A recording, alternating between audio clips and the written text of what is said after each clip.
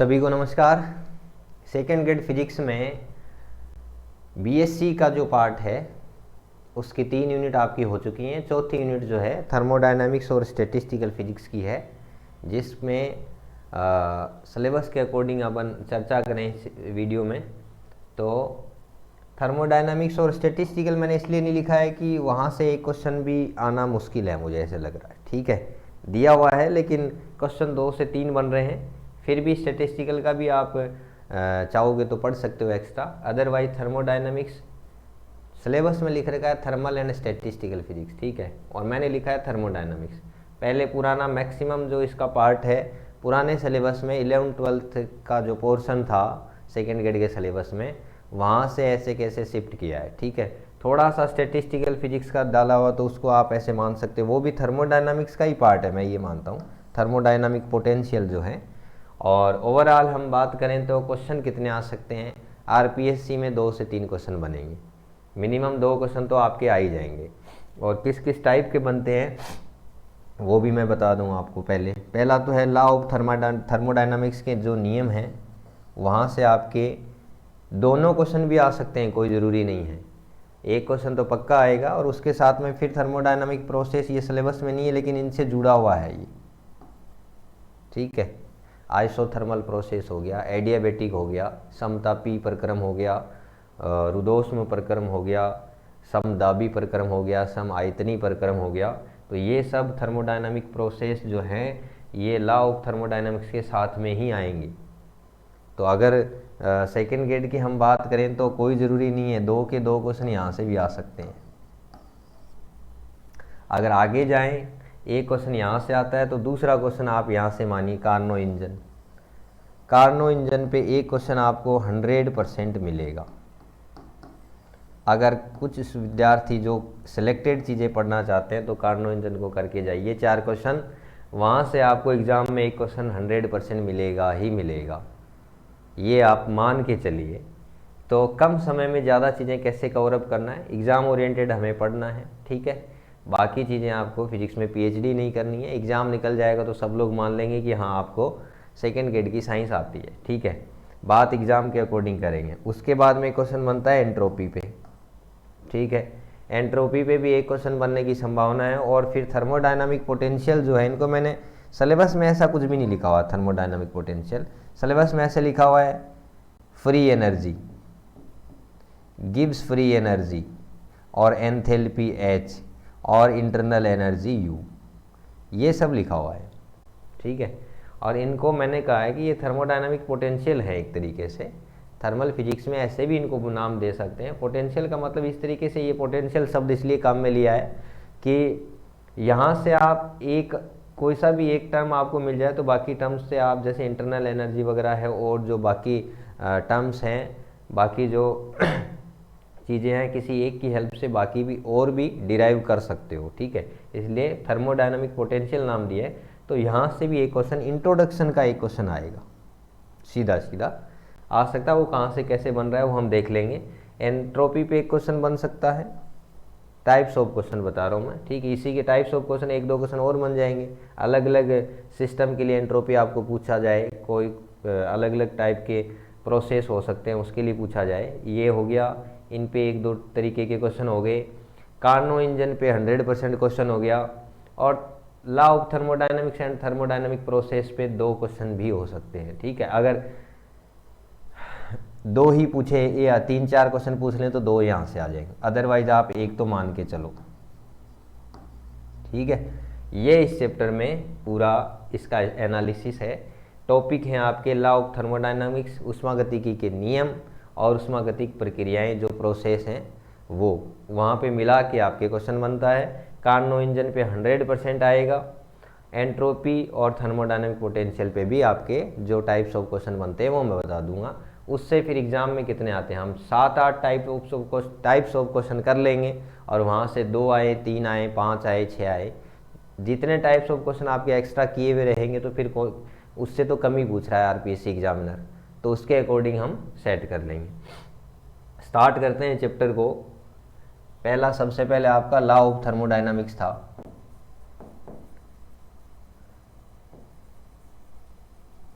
और thermodynamic process, ऊष्मागतिक नियम। अब ऊष्मागतिकी के नियमों में आप बात करोगे तो जो पहला नियम ये सुनने वाला 0th लॉ है,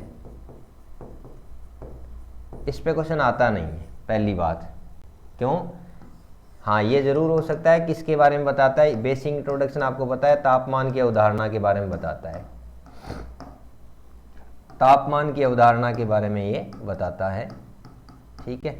और अर्थात इसका मतलब तापीय साम्यावस्था की हम बात करें, तापीय संतुलन की बात करें, कोई दो निकाय हैं, सिस्टम हैं, तापीय संतुलन की बात करें, कोई दो निकाय हैं, ए है वो सी के साथ संतुलन में है, तापीय संतुलन में, थर्मल इक्विलिब्रियम में है, बी है वो भी सी तीसरे निकाय के साथ तापीय संतुलन में है, तो जाहिर सी बात है ए और बी भी आपस में तापीय संतुलन थर्मल इक्विलिब्रियम में रहेंगे। ये शून्य नियम है ऊष्मागतिकी का 0th लॉ, जो आप बोल सकते हो शून्यांकी नियम। यहाँ से आरपीएससी सेकेंड ग्रेड में क्वेश्चन नहीं आएगा, मान के चलिए आप, तो इस पे ज़्यादा बहस करने की ज़रूरत नहीं है, सीधा इतना समझना शून्य नियम क्या है, ताप की अवधारणा को बताता है। कोई दो सिस्टम जो है निकाय है, वो किसी मान लो एक निकाय ए जो है सी के साथ तापीय संतुलन में है, बी भी सी के साथ संतुलन में है, तो ए और बी भी तापीय संतुलन में, आपस में भी तापीय संतुलन में रहेंगे, थर्मल इक्विलिब्रियम जिसको हम बोलते हैं, दोनों का तापमान अंत में एक प्रोसीजर के समान एक हो जाए। ये आपका 0th लॉ था। अब बात करते हैं हम दूसरा पॉइंट, ऊष्मागतिकी का फर्स्ट लॉ। ये बहुत ज़्यादा इम्पोर्टेंट है, यहाँ से आरपीएससी में आपको 100% क्वेश्चन मिलेगा। मैं संभावनाएं बता रहा हूँ 100% इसलिए कि आपको कॉन्फिडेंस आता रहे, बाकी 100% संभावना कभी किसी की होती नहीं है। कल को आप ये पूरा कर लो, एग्ज़ाम में क्वेश्चन नहीं आए और यूट्यूब पे कमेंट करके गालियाँ देने लग जाओ तो वो बात तो अलग है। बाकी मैं संभावना बना रहा हूँ 98% या 100%। फर्स्ट लॉ जो है वो है, पहली बात है एनर्जी कंजर्वेशन को बताता है, ऊर्जा संरक्षण को, ठीक है।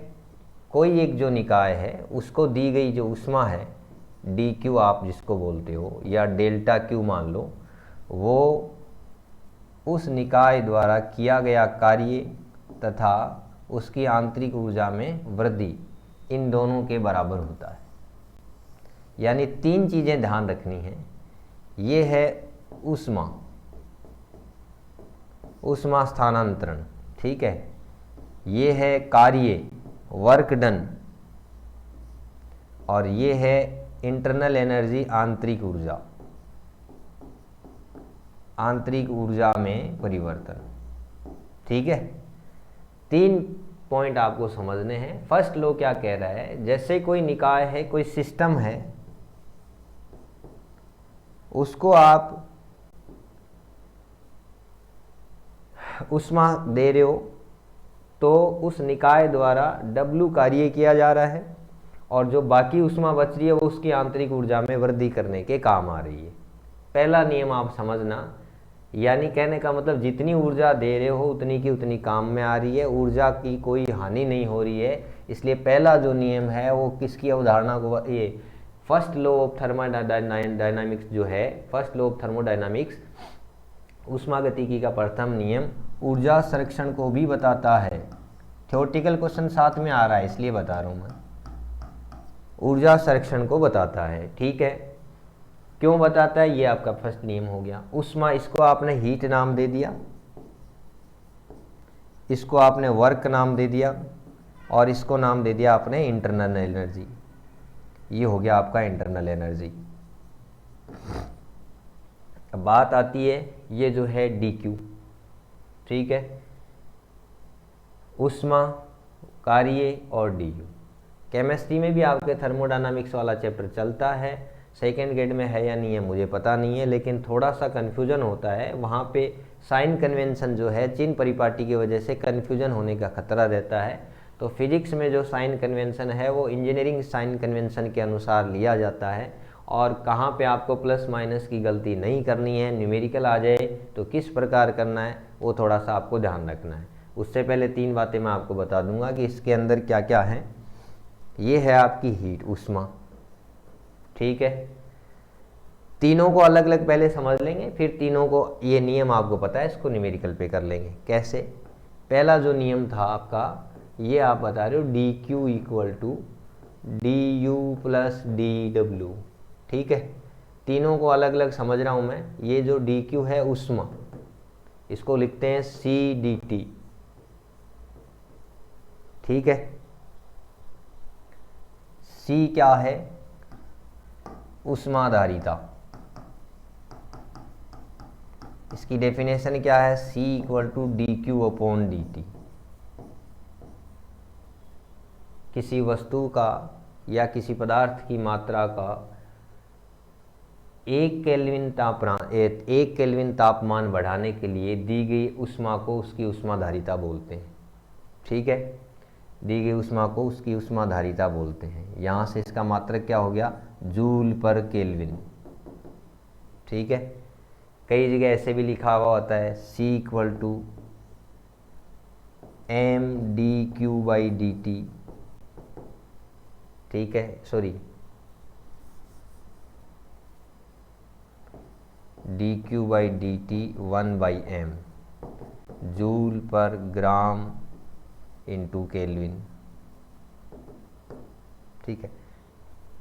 ये भी ऊष्माधारिता है। इसके अलग अलग मात्रक हैं। इसको विशिष्ट ऊष्माधारिता भी बोल सकते हो, ऊष्माधारिता भी बोलते हैं। वो डिपेंड करता है। विशिष्ट ऊष्माधारिता में पदार्थ की मात्रा 1 ग्राम या 1 मोल पदार्थ की मात्रा को भी आप ले लेते हो, और सिंपल ऊष्माधारिता को, विशिष्ट ऊष्मा तो पदार्थ की मात्रा उसको 1 ग्राम वैसे मान लो आप, ठीक है। और ऊष्माधारिता है सिंपल जूल प्रति kelvin D Q upon D T, ठीक है। ये आपका ऊष्मा का कंसेप्ट हो गया कि सी डी टी से भी आप लिखते हो। दूसरी बात जो है डी यू जो है आंतरिक ऊर्जा, ठीक है। वही ये वाला सी जो है, इसको आपने क्या नाम दिया? ऊष्माधारिता, हीट कैपेसिटी, ठीक है। हीट कैपेसिटी आपने नाम दिया। ये अपने सिलेबस में नहीं है, लेकिन फिर थोड़ा सा समझने के लिए है। काम कहाँ पे आ रहा है? आप डायरेक्टली भी जब लास्ट में मान लो ये समझ में नहीं आया, सीधा हम आरपीएससी ओरिएंटेड बात करें तो वहीं पे चले जाएंगे, लेकिन थोड़ा सा बताना चाह रहा था। ऊष्माधारिता हीट कैपेसिटी आपने माना, और इसमें भी फिर इसका अगला कंसेप्ट आपने क्या नाम दिया? विशिष्ट ऊष्मा, स्पेसिफिक हीट, स्पेसिफिक हीट,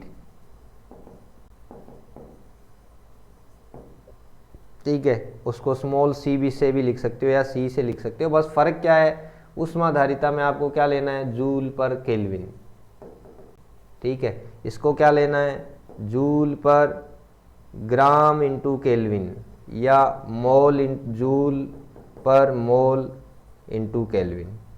यहाँ से आपको पता चल रहा होगा स्पेसिफिक हीट और ऊष्माधारिता, हीट कैपेसिटी में क्या फ़र्क है।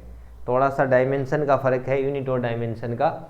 ऊष्माधारिता जो है जूल पर केल्विन, पदार्थ की किसी पदार्थ का तापमान 1 केल्विन, एकांक तापमान बढ़ाने के लिए जो आप आवश्यक ऊष्मा दे रहे हो, वो उस पदार्थ की ऊष्माधारिता हो गई, ठीक है। उस निकाय की मान लो, पदार्थ की मान लो, ठीक है। उसके बाद में विशिष्ट ऊष्मा की आप बात करो तो फिर आपने मात्रा जो है उसकी क्वांटिटी उसको डिफाइन कर दिया। 1 ग्राम मोल पदार्थ की जो मात्रा है, जो भी सिस्टम दिया हुआ है उसके अंदर, उसका तापमान 1 केल्विन बढ़ाने के लिए आवश्यक जो ऊष्मा है उसको आपने नाम दे दिया विशिष्ट ऊष्मा, स्पेसिफिक हीट नाम दे दिया, ठीक है। अब ये विशिष्ट ऊष्मा भी आपने 2 तरीके से बता दिया इसको, कि अगर आप आयतन को स्थिर रख रहे हो और फिर उसका तापमान बढ़ा रहे हो, ठीक है, तो वो हो गया specific heat at constant volume, नियत आयतन पर विशिष्ट ऊष्मा। दूसरा हो सकता है कि आप दाब को, प्रेशर को कांस्टेंट मान रहे हो, तो वो होगी नियत दाब पर विशिष्ट ऊष्मा, specific heat at constant pressure, नियत दाब पर। इसको नाम दे दिया आपने सीपी। ये बेसिक चीज़ें आप केमिस्ट्री में पढ़ के आते हो, सिलेबस में अपने यहाँ पे इनका कोई यूज़ नहीं है, लेकिन बेसिक ये कहीं ना कहीं टर्मिनोलॉजी में काम आएगा, इसलिए ये सारी चीज़ बता रहा हूँ, ठीक है। तो यहाँ से आप इसको ऐसे लिख सकते हो, डी यू जो है इसको आप लिख सकते हो सी वी डी टी, एक तरीका ये है, ठीक है। और दूसरी बात है Cp/Cv जो होता है ये गामा होता है। गामा क्या है? इसको विशिष्ट ऊष्मा अनुपात भी बोलते हो। जो चीज़ें बेसिक आप जानते हो थोड़ा सा रिवाइज कर रहा हूँ। विशिष्ट ऊष्मा अनुपात, स्पेसिफिक हीट रेशियो, ठीक है। गामा को आप वैसे भी लिखते हो 1+2/F। ये काइनेटिक थ्योरी ऑफ गैस से भी आया है, वो हमारे सिलेबस से हटा दिया है, ठीक है। पहले था, अब इन्होंने क्या थर्मोडायनामिक्स रखा है, लेकिन वो तभी आएगा जब काइनेटिक थ्योरी ऑफ गैस आपको थोड़ा सा गैसों का अणुगति सिद्धांत के बारे में पता होगा। ये F क्या है? डिग्री ऑफ फ्रीडम, स्वतंत्रता की कोटि। स्वतंत्रता की कोटि यानी आप एक परमाणु की बात करोगे, मोनो एटॉमिक जिसको आप बोलते हो, तो F कितना हो जाएगा? 3, ठीक है। डाई एटॉमिक बात करोगे तो स्वतंत्रता की कोटि कितना हो जाएगा इसका? ऐसे कोई डाई एटॉमिक है तो इसके लिए F का मान हो जाएगा 3 और 2 5। 3 स्थानांतरीय, 2 घूर्णन हो गया, ठीक है। ये 3 स्थानांतरीय है, घूर्णन इसके लिए है नहीं। तो स्वतंत्रता की कोटि पे आपको ज़्यादा इतना डीप में जाना नहीं है। Degree of freedom, mono atomic एक परमाणुविक की बात करें तो F बराबर कितना लिखोगे? 3। डाई एटॉमिक द्विपरमाणुविक के लिए करें तो इसकी स्वतंत्रता की कोटि होती है 5। और यहाँ से आप विशिष्ट ऊष्मानुपात गामा का मान भी ज्ञात कर सकते हो। जैसे एक परमाणु के लिए गामा का मान क्या हो जाएगा? 1+2/3 यानी 5/3, ठीक है। द्विपरमाणुविक के लिए गामा का मान क्या हो जाएगा? 1+2/5, ये हो जाएगा 7/5, ठीक है। ये आपको विशिष्ट ऊष्मानुपात के बारे में इंट्रोडक्शन था। तो यहाँ से आप इसको ऐसे भी लिख सकते हो, ये CVDT हो गया, ठीक है। या फिर दूसरा तरीका, इंटरनल एनर्जी जो है इसको आप F/2kT या RT भी लिख सकते हो। K बोल्ट्जमान कांस्टेंट है, R है यूनिवर्सल गैस कांस्टेंट है 8.31 जूल पर मोल इंटू केल्विन। ये आपकी केमिस्ट्री में आपको पता है, ठीक है। ये बोल्ट्जमान कांस्टेंट है। R = Na/K, ये दोनों का रिलेशन होता है। ये सारी बेसिक चीज़ें हैं जो हमें पता होनी चाहिए, ठीक है।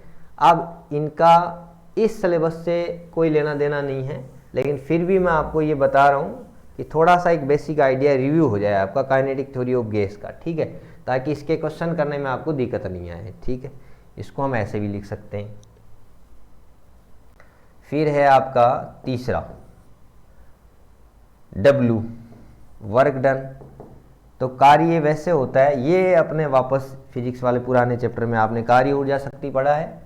तो W बराबर क्या होता है? F/dx, फोर्स और डिस्प्लेसमेंट, बल और विस्थापन का अदिश गुणनफल, ठीक है। बल को आप लिखते हो P/A/dx, ऐसे भी लिख सकते हैं, ठीक है। P क्या है? प्रेशर, A एरिया हो गया, यानी दाब की परिभाषा क्या है? F/A होता है, इसलिए F की जगह मैंने क्या लिखा? P/A। यहाँ से W, ये dW आपका था अल्प कार्य, तो इसको लिख दिया P। अब देखो इसकी यूनिट क्या है? A/dx, इसकी यूनिट है मीटर स्क्वायर, इसकी यूनिट है मीटर, तो ये आयतन की यूनिट हो गई ना, मीटर क्यूब। तो इसको मैं लिख सकता हूँ dV। तो यानी dW बराबर आप क्या लिख सकते हो? P/dV। कार्य का फॉर्मूला क्या बन गया आपके लिए? P/dV, ठीक है। ये बेसिक चीज़ें आपको थोड़ा सा पता होना चाहिए, ठीक है। यहाँ से आप इसको, ये स्पेशली आपको ध्यान रखना है, यहाँ से क्वेश्चन आएगा। गैस द्वारा किया गया कार्य W बराबर P/dV। अगर पूरा टोटल वर्क डन निकालना हो तो इसका समाकलन कर देंगे P/dV। कहाँ से कहाँ तक? इनिशियल V1 से V2 तक, ठीक है। ये आपका कार्य के लिए हो गया। तो ये बेसिक चीज़ें, अब सिलेबस ये हमारे एग्जाम में इनसे कुछ नहीं आएगा, लेकिन फिर भी बताना ज़रूरी था। वापस आ जाओ फर्स्ट लॉ पे, dQ = du + dW, ये था, ठीक है। फर्स्ट लॉ आपको क्या कह रहा है? किसी निकाय को दी गई ऊष्मा। अब आपको ये ध्यान रखना है, अगर सिस्टम जो है आपका, इसको आप नाम दे दिया, निकाय को दी गई ऊष्मा, अगर आप उसको दे रहे हो ऊष्मा, इसका मतलब वो आपको लेना है प्लस में, ठीक है। अगर आप निकाय से ऊष्मा ले रहे हो, ली गई ऊष्मा, ठीक है, एक तो आप उसको दे रहे हो, एक ली गई ऊष्मा, तो आपको क्या लेना है, डी क्यू की वैल्यू माइनस लेनी है। उसके बाद में आ जाती है डी यू। आंतरिक ऊर्जा में अगर वृद्धि हो रही है, आंतरिक ऊर्जा में वृद्धि हो रही है, यानी तापमान बढ़ रहा है, तब तो आपको लेना है डी यू पॉजिटिव। और आंतरिक ऊर्जा में कमी हो रही है, तब आपको क्या लेना है, माइनस में। फिर तीसरा है डी डब्ल्यू, इसमें भी आपको ध्यान रखना है, निकाय द्वारा किया गया कार्य,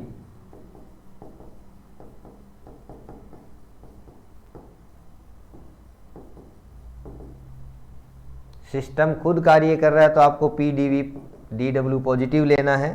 और निकाय पर किया गया कार्य, ऑन द सिस्टम, ये बाय द सिस्टम या ऑन द सिस्टम किया गया कार्य है तो आपको नेगेटिव लेना है, ठीक है। क्वेश्चन हम कर लेंगे किस हिसाब से आपको ये क्वेश्चन बनते हैं, ठीक है।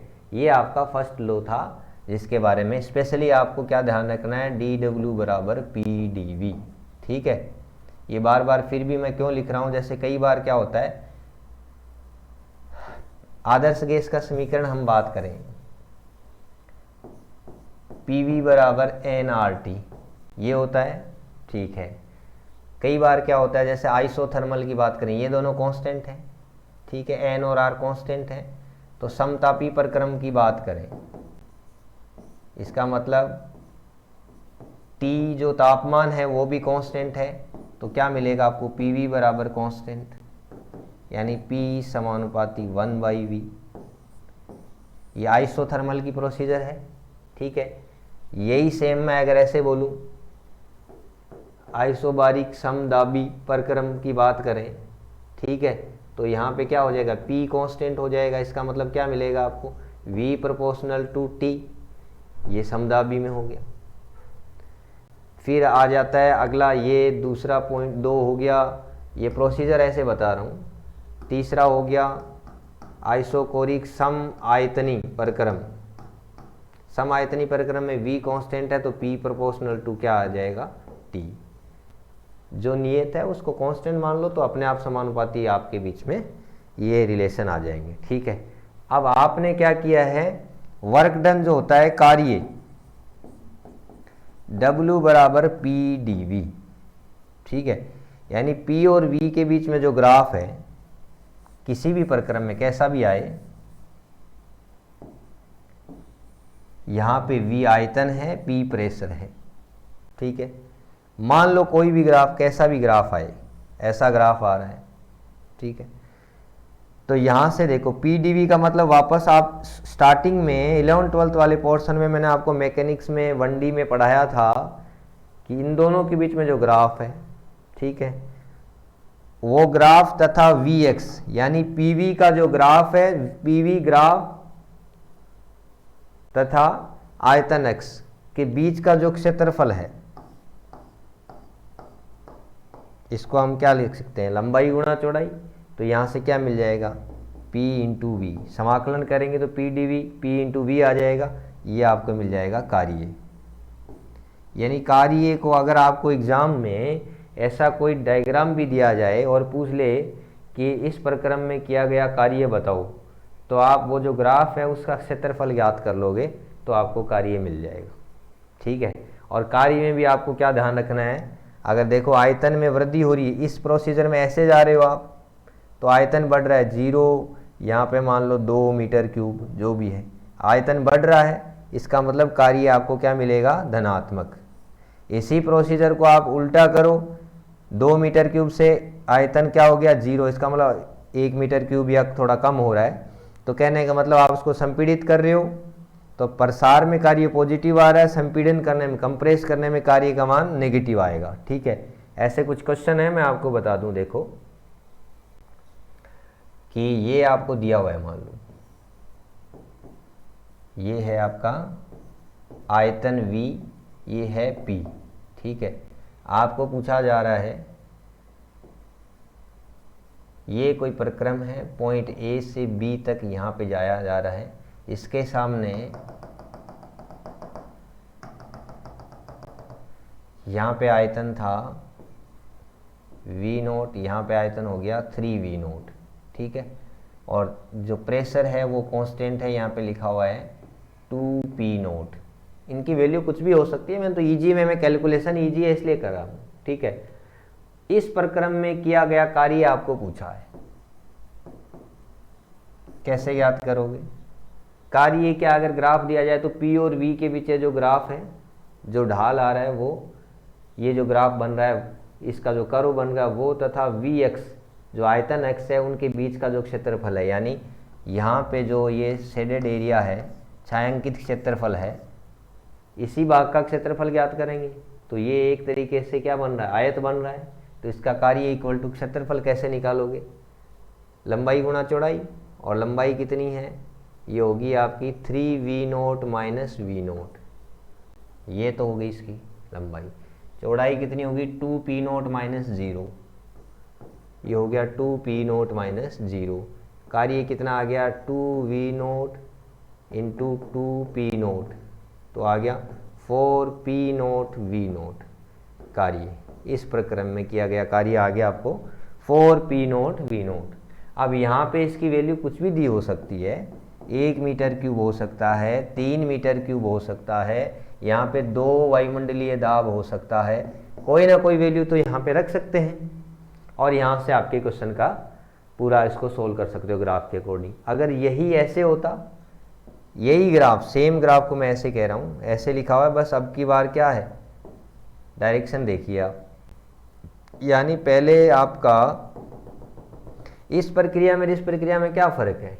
इसमें प्रसार हो रहा है, एक्सपेंशन हो रहा है, आयतन बढ़ रहा है, और इस प्रक्रिया में आयतन क्या हो रहा है? कम हो रहा है। 3V0 से V0 पे आगे, प्रेशर है आपका 2P0। अब की बार वर्क डन क्या आएगा? W इक्वल टू वापस 3V0 माइनस, अब की बार क्या किया, यहाँ पे क्या किया था? फाइनल वॉल्यूम जो था उसमें से इनिशियल वॉल्यूम, अंतिम आयतन में से प्रारंभिक आयतन को आपने घटाया था, ठीक है। यहाँ पे भी क्या है? अंतिम आयतन V0 है, तो V0 माइनस 3V0 ऐसे करोगे, और उसके बाद में क्या है आपका 2P0, तो आंसर क्या आएगा? माइनस का 4P0 V0। अब की बार कार्य क्या आया है? ऋणात्मक, नेगेटिव आया है। तो ये आपको विशेष तौर से ध्यान रखना है। इसका अर्थ है कि सिस्टम जो है वो खुद कार्य कर रहा है, निकाय द्वारा किया गया कार्य।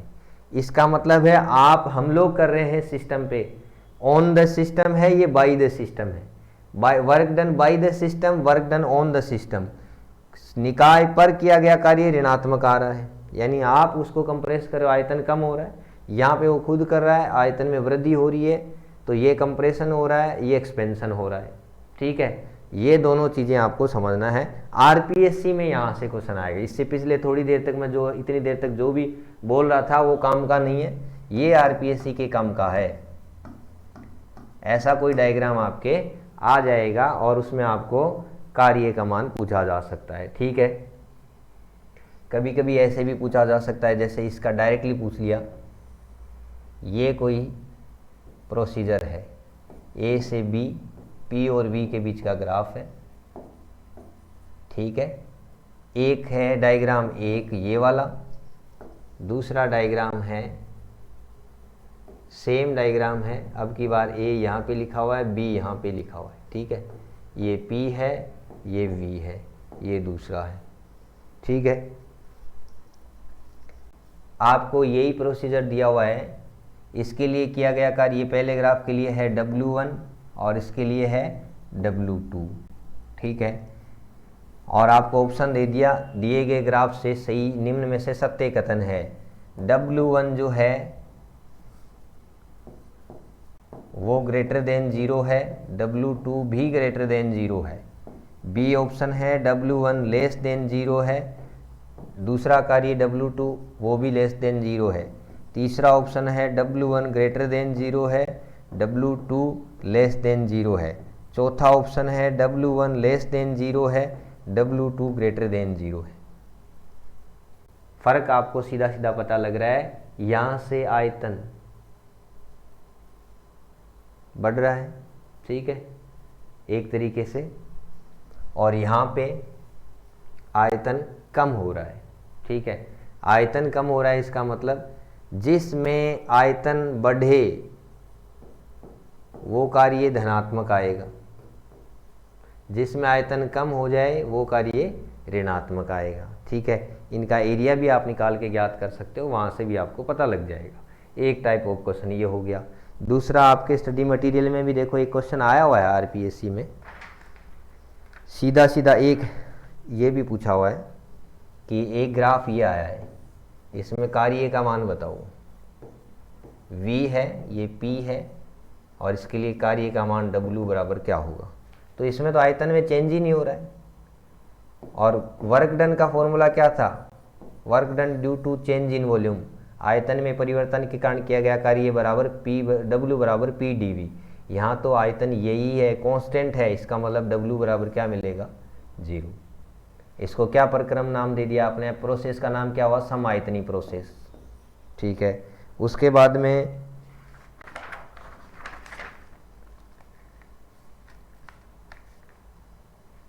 एक ग्राफ ऐसे बना हुआ है, ये तो आपने कर लिया, ठीक है, A से B, इसके नीचे का छायांकित भाग का क्षेत्रफल, ठीक है। उसके बाद में क्या है आपका, एक क्वेश्चन आया हुआ है, देखिए भाई, ये आपका क्वेश्चन है आरपीएससी में आया हुआ है। एक आदर्श गैस के लिए पीवी आरेख चित्र में दर्शाए अनुसार है, गैस द्वारा प्रक्रम ABCD में किया गया कार्य है। आरपीएससी में आया हुआ क्वेश्चन देख लीजिए, डायग्राम के अकॉर्डिंग आपको ऑप्शन दिए जाएंगे, ठीक है। ये है P, ये है V, उसके बाद में ये बनाया हुआ है ऐसे, ठीक है, और ये पॉइंट लिखे हुए हैं, थोड़ा सा और इसको आगे बढ़ा देता हूँ।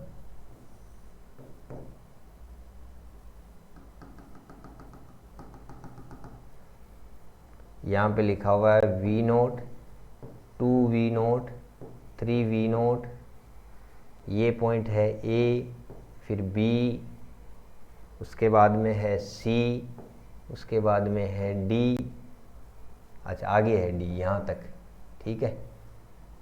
इसको आप मिटा सकते हो, ये हो गया। और यहाँ पे इसके सामने है P0, इसके सामने है 2P0, और ये पूछ रहा है गैस द्वारा प्रक्रम में किया गया कार्य ज्ञात करो, ठीक है। गैस द्वारा किया गया कार्य पूछा है, इस पूरे प्रक्रम में ABCD में किया गया कार्य है। ऑप्शन है A = 4P0 V0, B = 2P0 V0, C है 3P0 V0, और D है P0 × V0। आपको पूछा है इस प्रक्रम में ABCD में किया गया कार्य, तो इसको पहले तो आपको अलग अलग टुकड़े करने पड़ेंगे, ठीक है।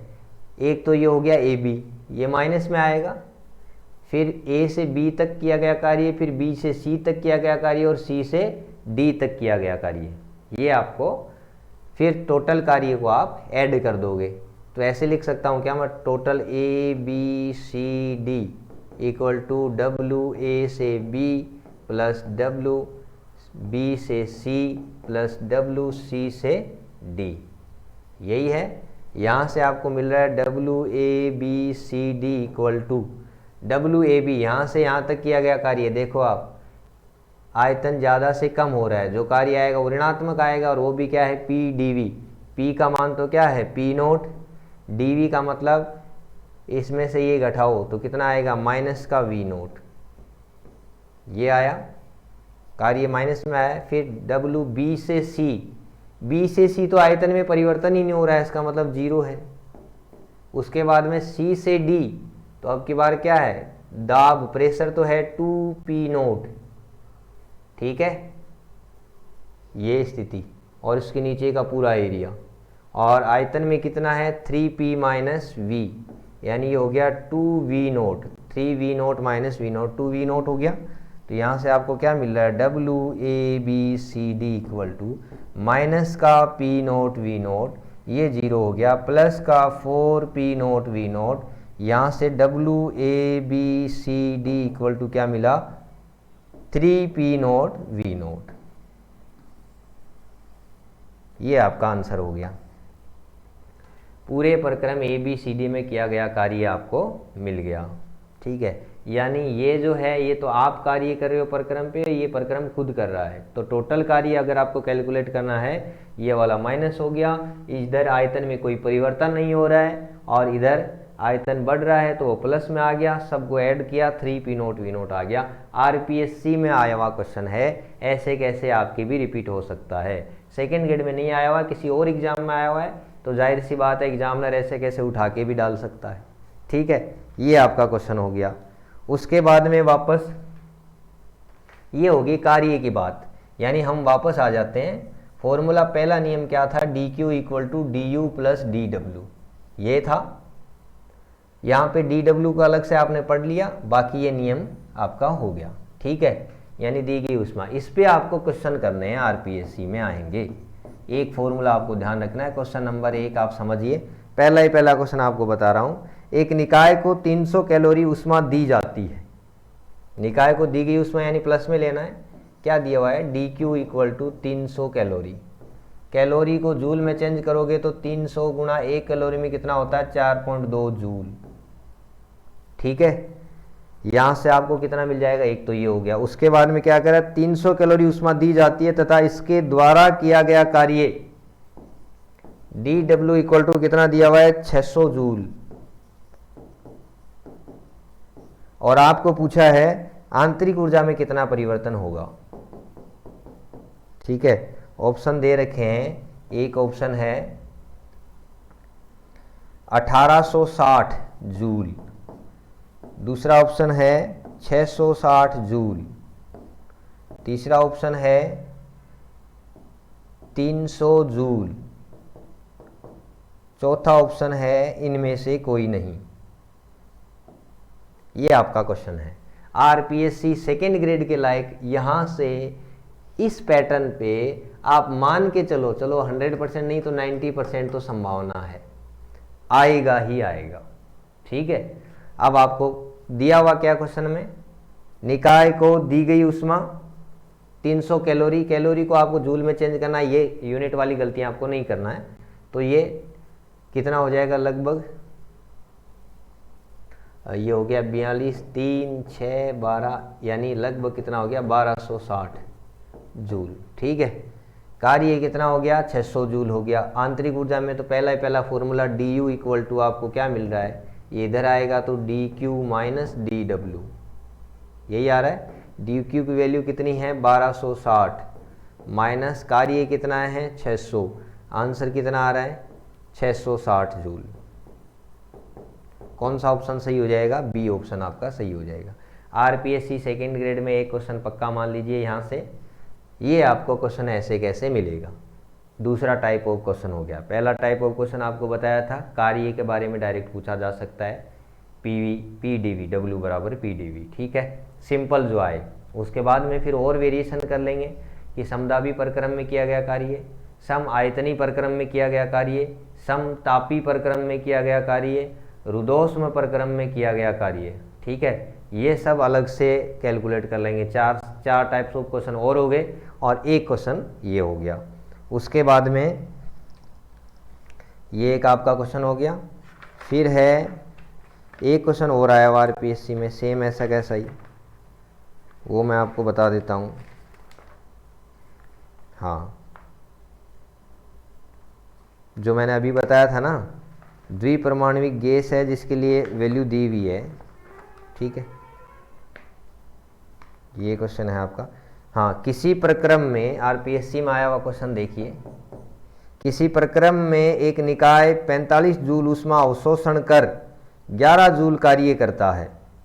ध्यान से समझो आप, इस क्वेश्चन को दोबारा लिख रहा हूं मैं ताकि आप लोग थोड़ा अच्छे से और समझ लीजिए।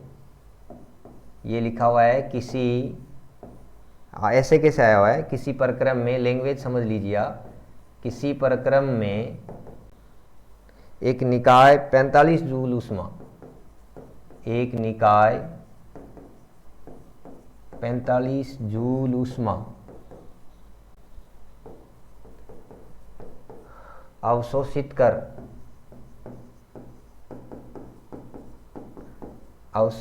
कर कितना कार्य कर रहा है, 11 जूल कार्य करता है।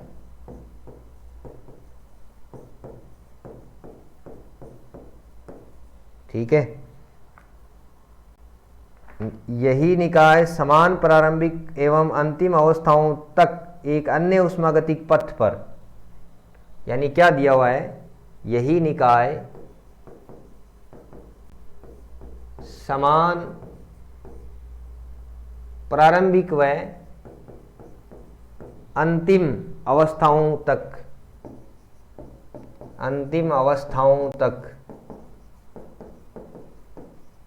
एक अन्य ऊष्मागतिक पथ पर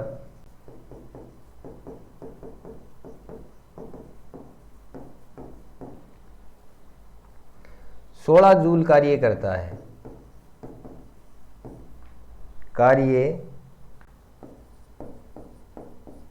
है, तो इस प्रक्रम से निकाय को स्थानांतरित ऊष्मा, इस प्रक्रम से निकाय को स्थानांतरित ऊष्मा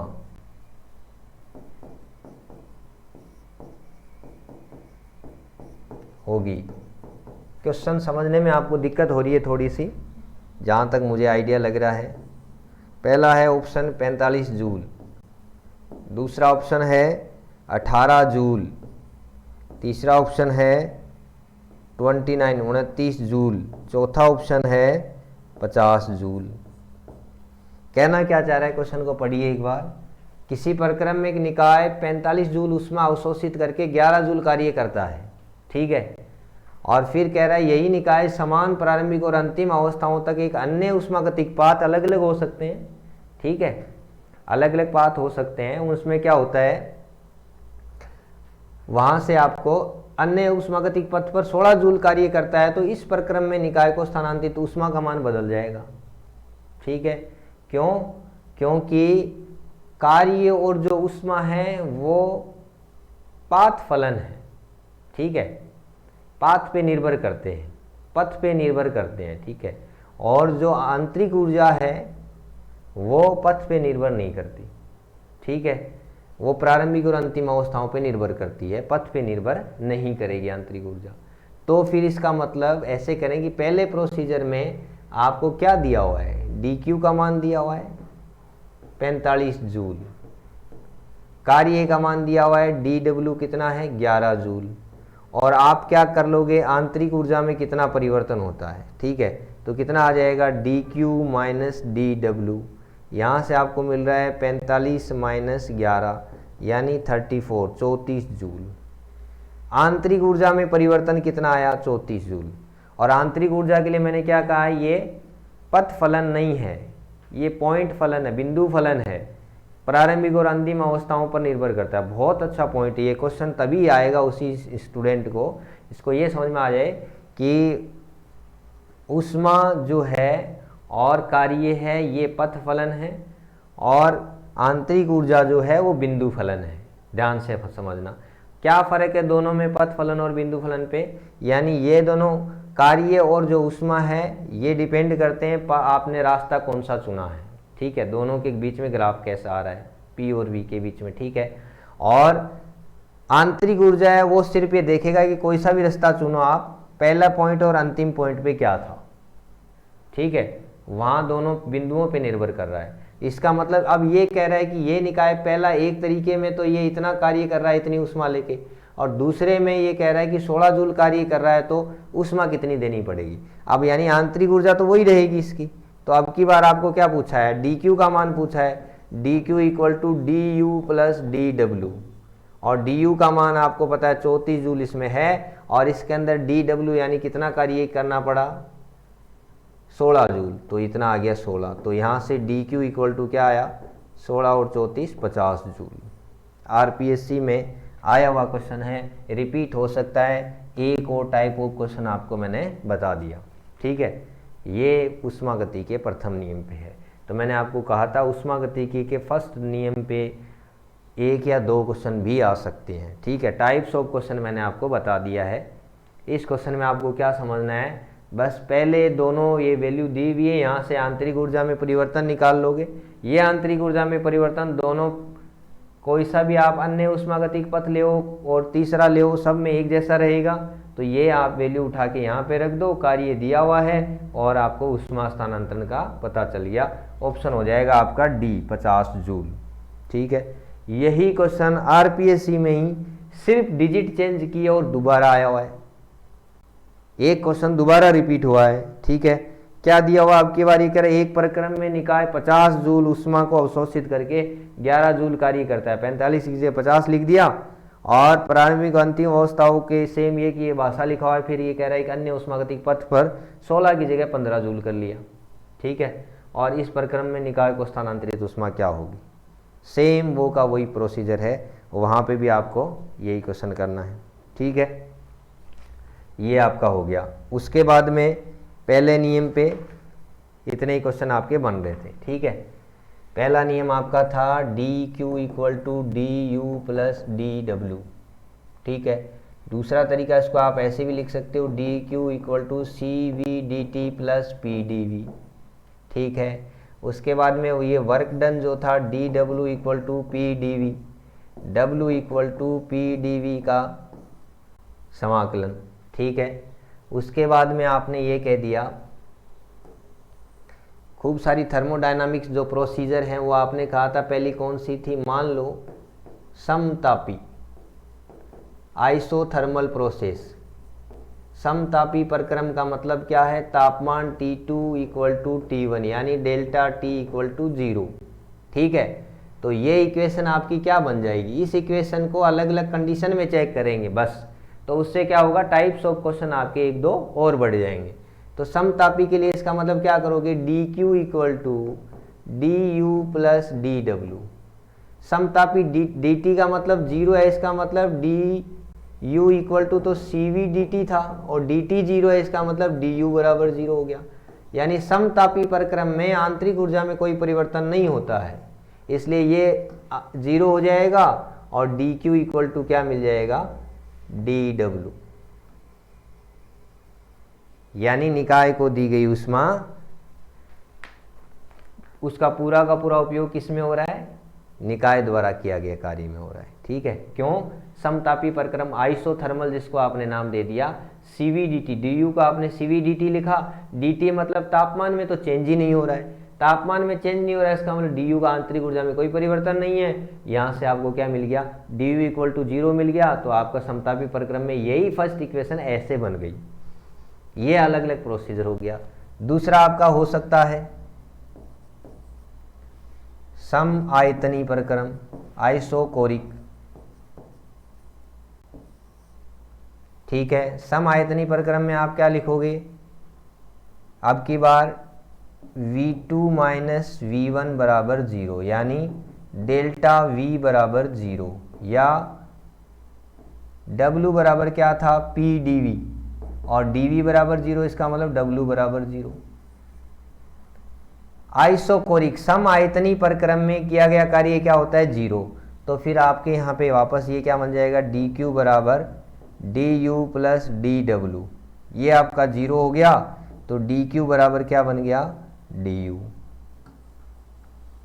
यानी निकाय को दी गई ऊष्मा, पूरी की पूरी ऊष्मा उसकी आंतरिक ऊर्जा में परिवर्तन के तुल्य होती है।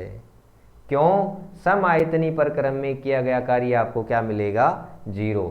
सम आयतनी नाम से पता चल रहा है आयतन में कोई परिवर्तन नहीं है और किया गया कार्य W बराबर P dV होता है, dV बराबर 0 है तो कार्य 0 हो गया। तो यहाँ से आपका यही फर्स्ट इक्वेशन आपकी बार कैसा बन गया? dq equal to du। ठीक है, उसके बाद में तीसरा आप बना सकते हो। क्या तीसरा बना सकते हो आप? समदाबी प्रक्रम, आइसोबारी। ये बन जाएगा आपका dq बराबर du प्लस dw। अब की बार इसको लिखते थे आप CDT लिखते थे, समदाबी यानी नियत दाब पर विशिष्ट ऊष्मा, इसको आपने लिख दिया CPDT।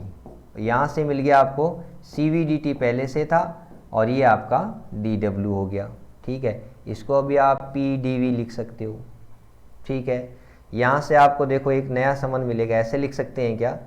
CPDT minus CVDT equal to PdV। अच्छा ठीक है, एक नई बात बता रहा हूँ मैं। अभी आपने कहा था आदर्श गैस समीकरण PV बराबर nRT होता है, यही होता है ना? 1 मोल के लिए RT मान लो और इसको भी आप ये डिफरेंशिएशन करो PdV, तो यहाँ से क्या मिलेगा आपको? R into dt। क्यों? R तो कांस्टेंट है, dV में चेंज किया तो dt इसके सापेक्ष, तो PdV इक्वल टू R इंटू dt लिख सकते हैं आदर्श गैस समीकरण से। तो यहाँ से आपको क्या मिल रहा है? देखिए आप CPDT। ठीक है, इसको भी आप थोड़ा और अच्छे से लिख सकते हो। dt दोनों में कॉमन आ रहा है, इधर लिख दिया आपने CP minus CV equal to PdV की जगह क्या लिखा आपने? R into dt। अब देखो कुछ कट रहा है, यहाँ से मिल रहा है आपको CP माइनस CV बराबर R। मेर रिलेशन ये बहुत ज़्यादा इंपॉर्टेंट है। CP माइनस CV बराबर क्या होता है? R। R क्या है? सार्वत्रिक गैस नियतांक, यूनिवर्सल गैस कांस्टेंट हो गया CP माइनस CV बराबर R। क्लियर है? ये आपके समदाबी प्रक्रम में भी मिल जाता है। एक बात ये हो गया। ठीक है, समतापी प्रक्रम में आप अवस्था समीकरण लिखोगे तो PV बराबर कैसे लिखोगे? nRT होता है, तो PV बराबर nRT, ये सारा कांस्टेंट है तो PV बराबर कांस्टेंट, इसका मतलब P समानुपाती 1/V। अवस्था समीकरण हो गया। सम आयतनी प्रक्रम में क्या लिखोगे? PV बराबर nRT होता है, यहाँ से ये कांस्टेंट है तो यहाँ से क्या आ गया? P समानुपाती T हो गया। समदाबी प्रक्रम में क्या लिखोगे? PV बराबर nRT होता है। ठीक है, दाब, ये दाब समान है, इसका मतलब ये कांस्टेंट, तो V प्रोपोर्शनल टू T आ गया। 3 हो गए, आइसोथर्मल, आइसोकोरिक, आइसोबारिक, समतापी, समआयतनी, समदाबी। ये सब हमारे सिलेबस में नहीं है लेकिन एग्जाम में आपके इस पे क्वेश्चन आएगा। ठीक है, इसको आप ये भी नहीं कह सकते सिलेबस के बाहर का है।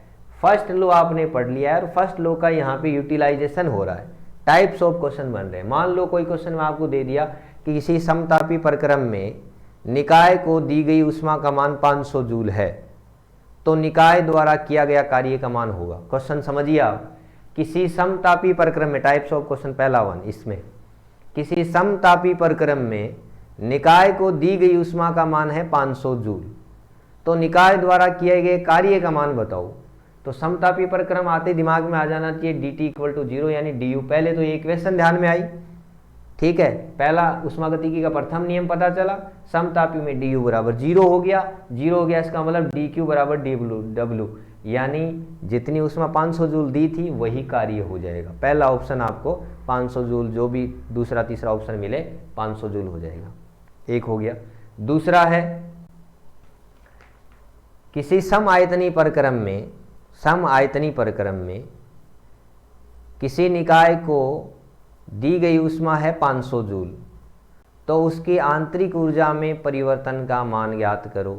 तो अब की बार आपको क्या मिल जाएगा? यही इक्वेशन, समआयतनी प्रक्रम dw 0, 500 जूल दिया हुआ है, वही उसकी आंतरिक ऊर्जा हो जाएगी। उसको थोड़ा और लैंग्वेज को इधर उधर घुमा के आपको पूछ सकता है। तो समआयतनी यानी यहाँ पे आइसोकोरिक जब भी आपके दिमाग में आए, सामने आ जाए, तो सीधा सीधा ये आ जाना चाहिए इस इक्वेशन में W आपको 0 लेना है। समतापी आइसोथर्मल की बात आ जाए तो आपको डेल्टा T 0 लेना है, ये दिमाग में पहले से आ जाना चाहिए। समदाबी प्रक्रम का मतलब दाब समान है, P कांस्टेंट है तो आपके माइंड में पहले से सेट हो जाना चाहिए कि ये इसको आप dq को क्या लिखोगे अब की बार Cp dt, ये पहले से Cv dt था, और यहाँ से Cp माइनस Cv, ये तो यूनिवर्सल एक तरीके से नियम ही बन गया, हमेशा आपको Cp माइनस Cv बराबर R लेना है। एक मैंने पहले भी बताया था आपको, क्या बताया था, दो रिलेशन हो गए देखो, Cp minus Cv equal to तो R होता है और Cp upon Cv equal to gamma होता है। ये बहुत बहुत इंपॉर्टेंट रिलेशन है। इस चैप्टर का कोई भी कैसा भी क्वेश्चन आपको मुश्किल आ जाए, ये दूसरा ये पहला, ठीक है। यहाँ से देखो एक नई चीज़ भी पता चल रही है, इसको ऐसे लिख सकते हैं क्या, Cp equal to gamma into Cv, और ये यहाँ पे रखो Cv, ये गामा है, gamma Cv minus Cv equal to R, Cv common आ रहा है, gamma minus 1 equal to R, Cv equal to R upon gamma minus 1। देखो किसी एग्जाम में काइनेटिक थ्योरी ऑफ गैस में ऐसे भी आ सकता है, ठीक है। इस फॉर्मूले का कहीं और भी यूज ले सकते हैं, ठीक है। तो ये कैलकुलेशन है, इस पे 4 एक्स्ट्रा 10-12 क्वेश्चन आप करोगे, मैं डाल दूंगा, ऐसे इधर उधर कैलकुलेशन में आप करोगे तो नए आपको रिलेशन समझ में आ जाएंगे, ठीक है। अभी वापस आ जाओ, समदाबी प्रक्रम ये हो गया 1 2 3, और चौथा लास्ट ये मान लो कि आपका था क्या बोलते हैं उसको, रुदोष्म प्रक्रम, एडियाबेटिक, जिसको आपने नाम दे दिया एडियाबेटिक प्रोसेस, ठीक है। इसके अंदर क्या आप करना है, रुदोष्म, नाम से पता चल रहा है अब की बार क्या लेना है, डेल्टा Q इक्वल टू 0 लेना है, जिसमें ऊष्मा का आदान प्रदान ही नहीं हो, ऊष्मा का आदान प्रदान रुद्ध हो जाए रुदोष्म में, तो आपके formula dq equal to du plus dw, ये 0 हो गया तो क्या मिल रहा है, du प्लस dw, यहाँ से आपको क्या मिल रहा है, dw इक्वल टू माइनस का du, ये बात है। रुदोष्म प्रक्रम में किसी निकाय के आंतरिक ऊर्जा में या गैस की आंतरिक ऊर्जा में 500 जूल का परिवर्तन होता है तो गैस द्वारा किया गया कार्य होगा, ठीक है। जो भी आंसर आए उसका माइनस कर दो, ये रुदोष्म प्रक्रम हो गया, ठीक है। अवस्था समीकरण क्या हो जाएगा, जैसे उसमें PV बराबर कांस्टेंट था, यहाँ PV की power gamma equal to constant है, गामा क्या है, Cp अपॉन Cv, ये आपको प्रश्न में दिया जाएगा, ये एडियाबेटिक प्रोसीजर हो गया, ठीक है। ये आपको टाइप्स ऑफ क्वेश्चन पता लग गए, ठीक है। कैसे, पहला आपका था थर्मोडायनामिक्स के लॉ, ठीक है, और उसके बाद में फिर 0 लॉ हो गया, फर्स्ट लॉ हो गया। फर्स्ट लॉ पे आपको ध्यान देना है, dq equal to du plus dw, उसके बाद में उसकी प्रोसीजर हो गई, ठीक है। ये हो गया आपका समतापी हो गया, समदाबी हो गया, सम आयतनी प्रक्रम हो गया, और रुदोष्म प्रक्रम हो गया। इन पे 4 टाइप्स ऑफ क्वेश्चन आ गए। dw पे pdv नाम से आपके क्वेश्चन आ सकता है, वो हो गया, ठीक है। यहाँ से आपको फर्स्ट नियम पे और डायरेक्टली सीधा सीधा आपके अलग से 2 क्वेश्चन करवाए थे, वो टाइप्स ऑफ क्वेश्चन सीधा सीधा हो गया, ठीक है। और इनके इंट्रोडक्शन पे क्वेश्चन हो गया, एक क्वेश्चन इंट्रोडक्शन पे था, एक क्वेश्चन इन पे पूरा फर्स्ट नियम पे था जो अभी मैंने आपको क्वेश्चन कराए हैं। 4 टाइप्स ऑफ क्वेश्चन ये हो गए, और फिर पीडीवी पे अलग से क्वेश्चन हो गया, ठीक है। इन सब में किया गया कार्य आपको, और ये न्यूमेरिकल आपको करना है, ठीक है। इतना थर्मोडायनेमिक्स का लॉ और थर्मोडायनेमिक प्रोसेस का आपका काम हो गया।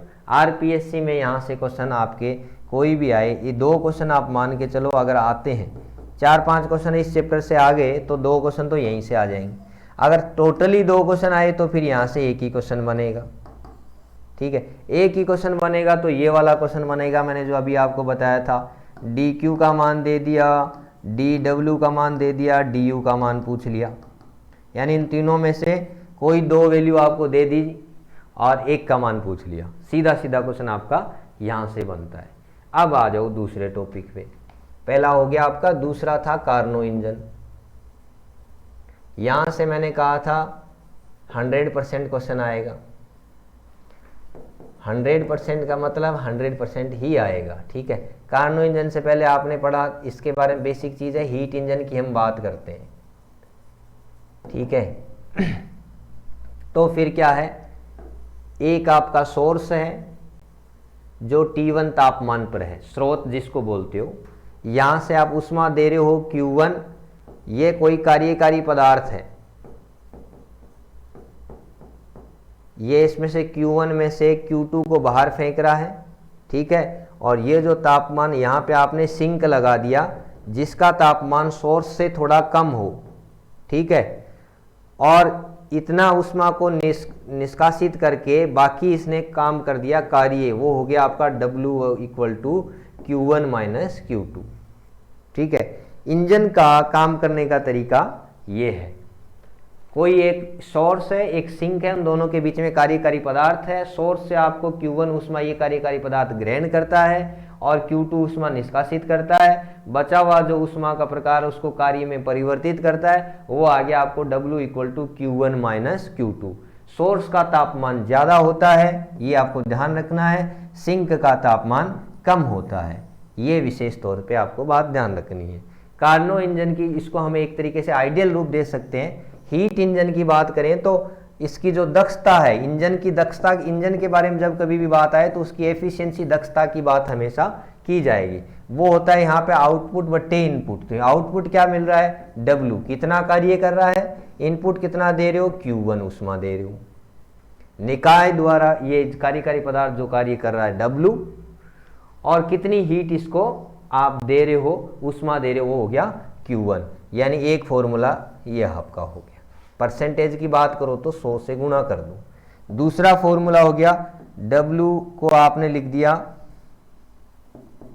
Q1 minus Q2 upon Q1, ठीक है। इसको और आगे सोल्व करोगे तो क्या आएगा, 1 माइनस Q2 अपॉन Q1। ये भी एक दक्षता का फॉर्मूला हो गया, 1 माइनस Q2 अपॉन Q1। ये हीट इंजन की हम बात करते हैं।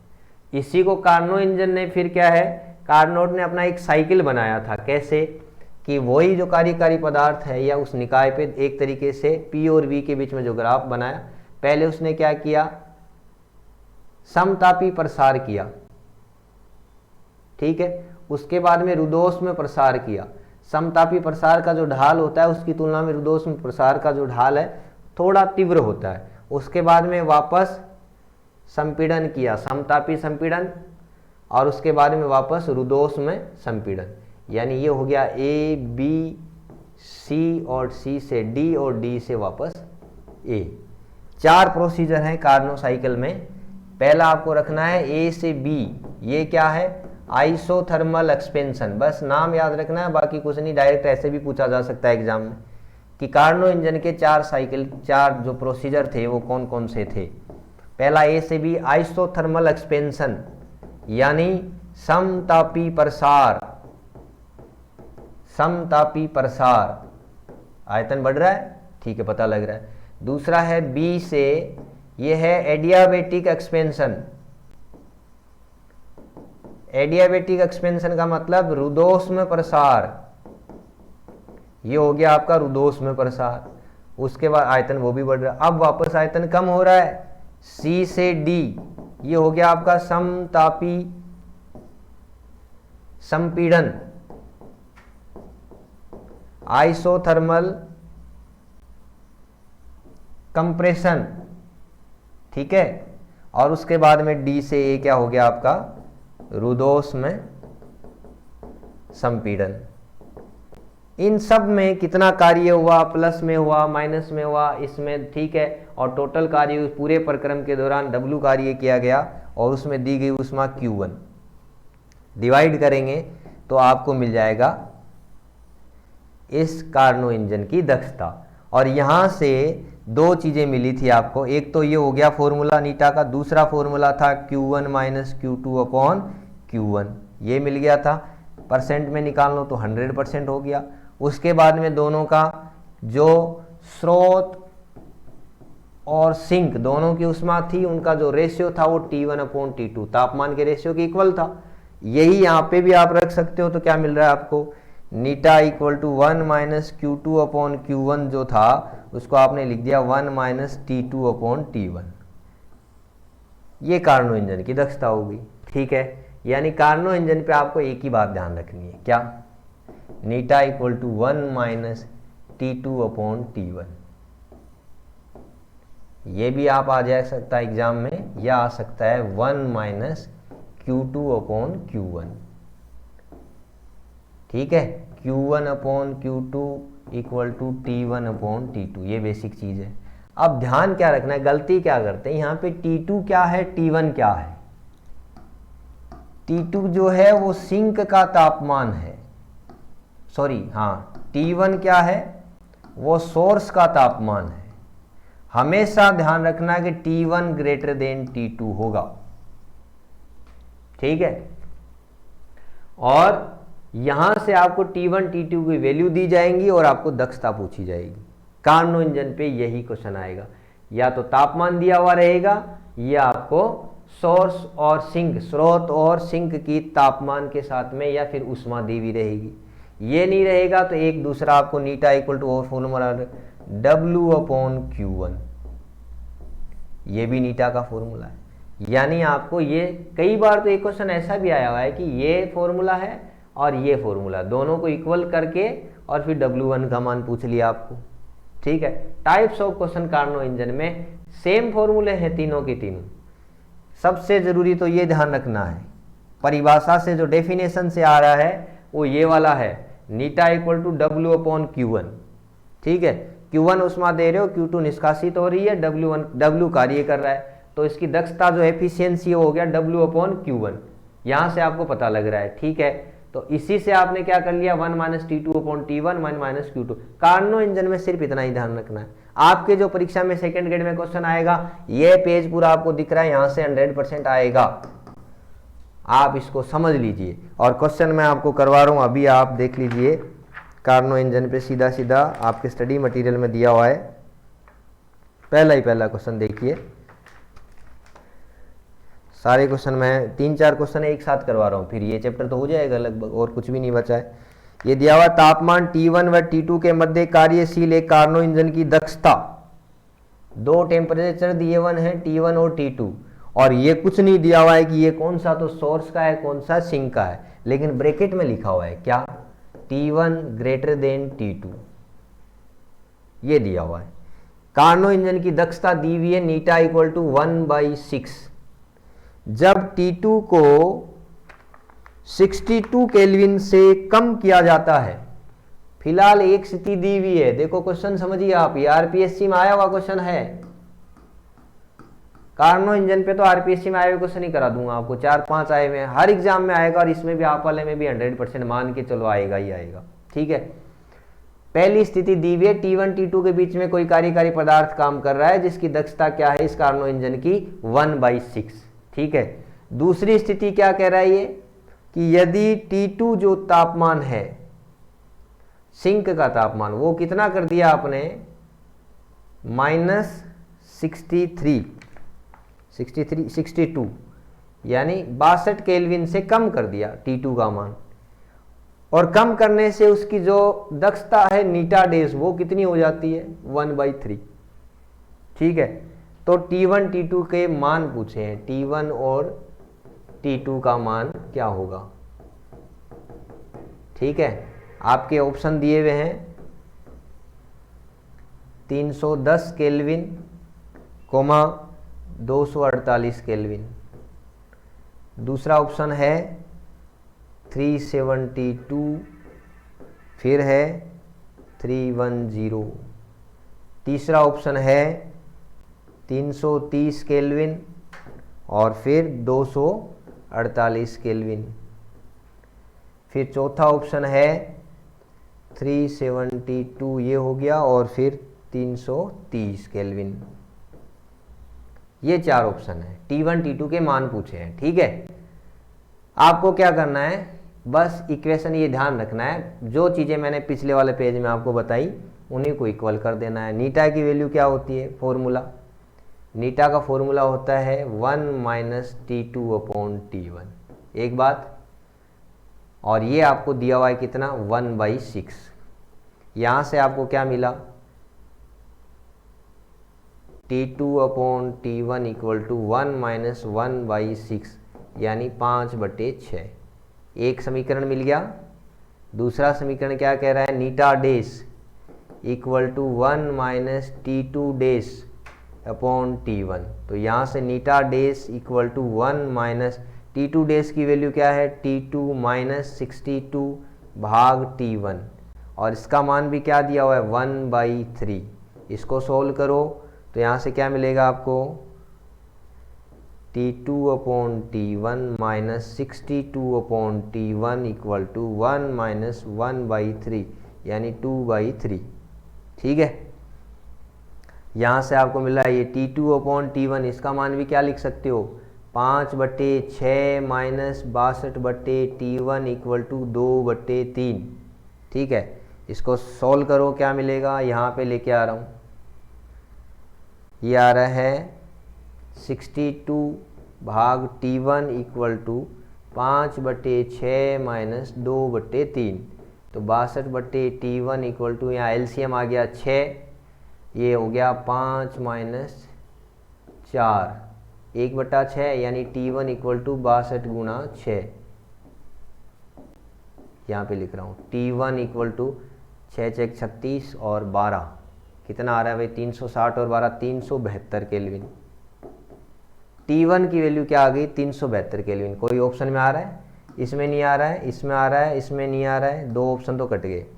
यानी T2 का मान भी आपको फाइंड करना पड़ेगा। तो T2 का मान तो इजी वे में कर लोगे, ये रहा, इसी इक्वेशन से आ जाएगा आपको। T2/T1 इक्वल टू क्या था, 5/6, तो T2 इक्वल टू 5/6 गुणा T1 372। सॉल्व करो कितना आ जाएगा, ये तो आ रहा है 62 को 5 से गुणा करो, 6 पंजो 30, 5 दूनी 10, 310 केल्विन, ये हो जाएगा आपका। ठीक है, ये आरपीएससी में आया हुआ क्वेश्चन है, फर्स्ट ग्रेड में आया हुआ है। शायद आपको इतनी कैलकुलेशन नहीं करवाए, तो फिर इजी वाला क्वेश्चन देख लेते हैं। ठीक है, दूसरा क्वेश्चन करवा रहा हूँ, ये भी आरपीएससी में आया हुआ है। ठीक है, इसके बीच में आपको क्या करना है, कार्नो इंजन है, ध्यान से समझो आप। एक आदर्श कार्नो इंजन 227 डिग्री सेल्सियस और 127 डिग्री सेल्सियस के मध्य कार्यरत है। यदि निर्गत कार्य W बराबर आपको दिया हुआ है 10⁻³ जूल, तो स्रोत से प्राप्त ऊष्मा का मान पूछा है। क्वेश्चन की लैंग्वेज समझिए आप, अगर लैंग्वेज नहीं समझ पाए तो क्वेश्चन आपका गलत हो जाएगा। पहली बात, T1 T2 दिया हुआ है, तो आपको ये समझना है पहले तो T1 T2 कौन कौन से हैं। ये है T2, ये है T1। क्यों, T1 का मान हमेशा ज़्यादा होता है। इसको केल्विन में बदलोगे तो क्या आएगा, इसको मिटा रहा हूँ एक बार, 273 प्लस 227 कितना हो गया, ये 500 केल्विन। ठीक है, ये कितना है, 273 प्लस 127 कितना हो गया, 400 केल्विन। ठीक है, और W क्या दिया हुआ है आपको, 10⁻³ जूल। पूछा क्या है, स्रोत से प्राप्त ऊष्मा। स्रोत से प्राप्त ऊष्मा क्या थी, Q1 थी, ये ध्यान रखना है, Q2 नहीं है। स्रोत से प्राप्त ऊष्मा, क्योंकि आपको हमेशा जब कभी भी कार्नो इंजन की बात आए, इंजन की बात आए, तो ऐसे समझना है, ये स्रोत है, ये Q1 और T1 है, ये कार्यकारी पदार्थ है, और ये निर्गत है, ये Q2 और T2 है, और यहाँ पे आपको कार्य W बराबर Q1 माइनस Q2 आ रहा है। ये डायग्राम आपको हमेशा माइंड में रहना चाहिए कार्नो इंजन की बात करें तो, फिर आपको कभी भी गलत नहीं होगा। Q1 का मान पूछा है तो कैसे ज्ञात करोगे भाई, पहले नीटा का फॉर्मूला होता है 1 माइनस T2/T1, ये होता है, और दूसरा फॉर्मूला नीटा इक्वल टू होता है W/Q1। ठीक है, तो यहाँ से आप पहले नीटा की वैल्यू फाइंड कर लो, 1 माइनस T2/T1, T2 का मान है 400, T1 का मान है 500। नीटा की वैल्यू आई 1 माइनस 4/5 यानी 1/5। ठीक है, ये इसके बराबर रख दो, 1/5 इक्वल टू W कितना है, 10⁻³ Q1 आपको पूछा है, तो Q1 बराबर कितना आ गया, 5 गुणा 10 की पावर 3 जूल। कार्नो इंजन पे 100% क्वेश्चन आएगा, आपको बता दिया। करना यही है, थोड़ी कैलकुलेटिव हो सकता है लेकिन इजी बहुत ज़्यादा है, हर एक स्टूडेंट को ये समझ में आ जाना चाहिए। कार्नो इंजन में आपके ये पिक्चर दिमाग में होनी चाहिए, ये कार्यकारी पदार्थ है, ये सोर्स है, स्रोत है, Q1 T1 है, ये Q2 T2 है और W equal to Q1 minus Q2 होता है। दक्षता की बात करें, एफिशिएंसी की बात करें तो दो फॉर्मूले मैंने आपको बताए थे, 1 माइनस T2 अपॉन T1 भी होता है, W अपॉन Q1 भी होता है। एफिशिएंसी की बात करें तो हम वही तो होता है ना, आउटपुट कितना मिल रहा है, इनपुट कितना दिया था। आउटपुट आपको कार्य कितना कर रहे हो, W, इनपुट कितना दिया था Q1, तो W अपॉन Q1 हो गया ना, स्रोत से प्राप्त ऊष्मा। ठीक है, दोनों की इक्वल करना है, हमेशा टेम्परेचर जो है केल्विन में लेना है। ठीक है, सेंटीग्रेड में आपको दिया हुआ रहेगा, लेकिन कार्नो इंजन में आपको टेम्परेचर की जब कभी भी आपको दिया जाए, सेल्सियस में दिया जाए, तो आपको केल्विन में चेंज करना ही है। अगर आप लोगों ने ऐसे किया, आंसर गलत हो जाएगा, ये विशेष ध्यान रखना है। और ये ऐसी छोटी छोटी सिली मिस्टेक्स कैसे दूर होंगी, 8-10 क्वेश्चन कर लो, कार्नो इंजन पे काम हो जाएगा। उसके बाद में वापस यही क्वेश्चन 3 बार रिपीट हुआ है आरपीएससी में, सेम क्वेश्चन। ठीक है, बस थोड़ा सा इसके डिजिट चेंज कर दिए, एक में तो डिजिट भी चेंज नहीं किए। देख लीजिए आप, एक कार्नो इंजन 227 डिग्री और 127 डिग्री के मध्य कार्यरत है, यही है। यदि इंजन का निर्गत कार्य 500 जूल है, यहाँ पे क्या दिया हुआ था, 10 की पावर 3 जूल, 1000 जूल दिया हुआ है, वहाँ पे 500 जूल, यानी सिर्फ डिजिट चेंज की है। 500 जूल है तो सिंक को बहिष्कृत ऊष्मा, आपकी बार Q2 का मान पूछा है, Q1 का मान आ गया, W का मान आ गया, पता है आपको, तो Q2 का मान यहाँ से आ जाएगा, Q1 माइनस W। ये और भी अच्छा क्वेश्चन है। फिर उसके बाद में वापस फिर दोबारा है, एक कार्नो इंजन है 227 डिग्री और 127 डिग्री, ये जो है ना डिजिट, ये 4 बार आरपीएससी में रिपीट हो गई। 227 डिग्री और 127 डिग्री के मध्य कार्यरत है, इंजन का निर्गत कार्य 10 की पावर 4 जूल है, 10,000 जूल है, तो सिंक को त्यागी गई ऊष्मा। आपकी बार फिर Q2 का मान पूछा है। ठीक है, फिर एक और क्वेश्चन है, एक कार्नो इंजन है 27 डिग्री और 100 डिग्री पे कार्यरत है, जिनके मध्य काम करने वाले कार्नो इंजन की दक्षता पूछिए। ये सेकंड ग्रेड के लायक मान सकते हो आप, बहुत ज़्यादा इजी ऐसे हो सकता है कि आपको इतना ही दिया हुआ है, एक 127 डिग्री और एक 227 डिग्री। ठीक है, T2 का मान ये है, T1 का मान 227 डिग्री, और इसकी दक्षता पूछिए, तो 1 minus T2 upon T1, eta equal to 1 minus T2, 127 नहीं लिखना है, प्लस 273, तो 400 केल्विन लिखना है, ये 500 केल्विन हो जाएगा, तो आंसर आ जाएगा 400/500। नीटा इक्वल टू 1 माइनस 4/5, 1/5, और परसेंटेज में पूछा है तो कितना आ जाएगा, 20/100, 20% दक्षता है इसकी। ये सेकंड ग्रेड के मतलब इजी से इजी क्वेश्चन अगर कार्नो इंजन पे बनता है ना, तो यही बनेगा। 2 तापमान दिए हुए हैं, दक्षता पूछ लिया और प्रतिशत में निकलवा लिया, हो गया कार्नो इंजन। ये आपका कार्नो इंजन का काम हो गया। उसके बाद में सीधा लास्ट टॉपिक आपका रहता है एंट्रोपी और थर्मोडायनामिक पोटेंशियल। ठीक है, एंट्रोपी के लिए आप वापस वही CDT जो आपने किया था। एंट्रोपी है क्या एक्चुअल में,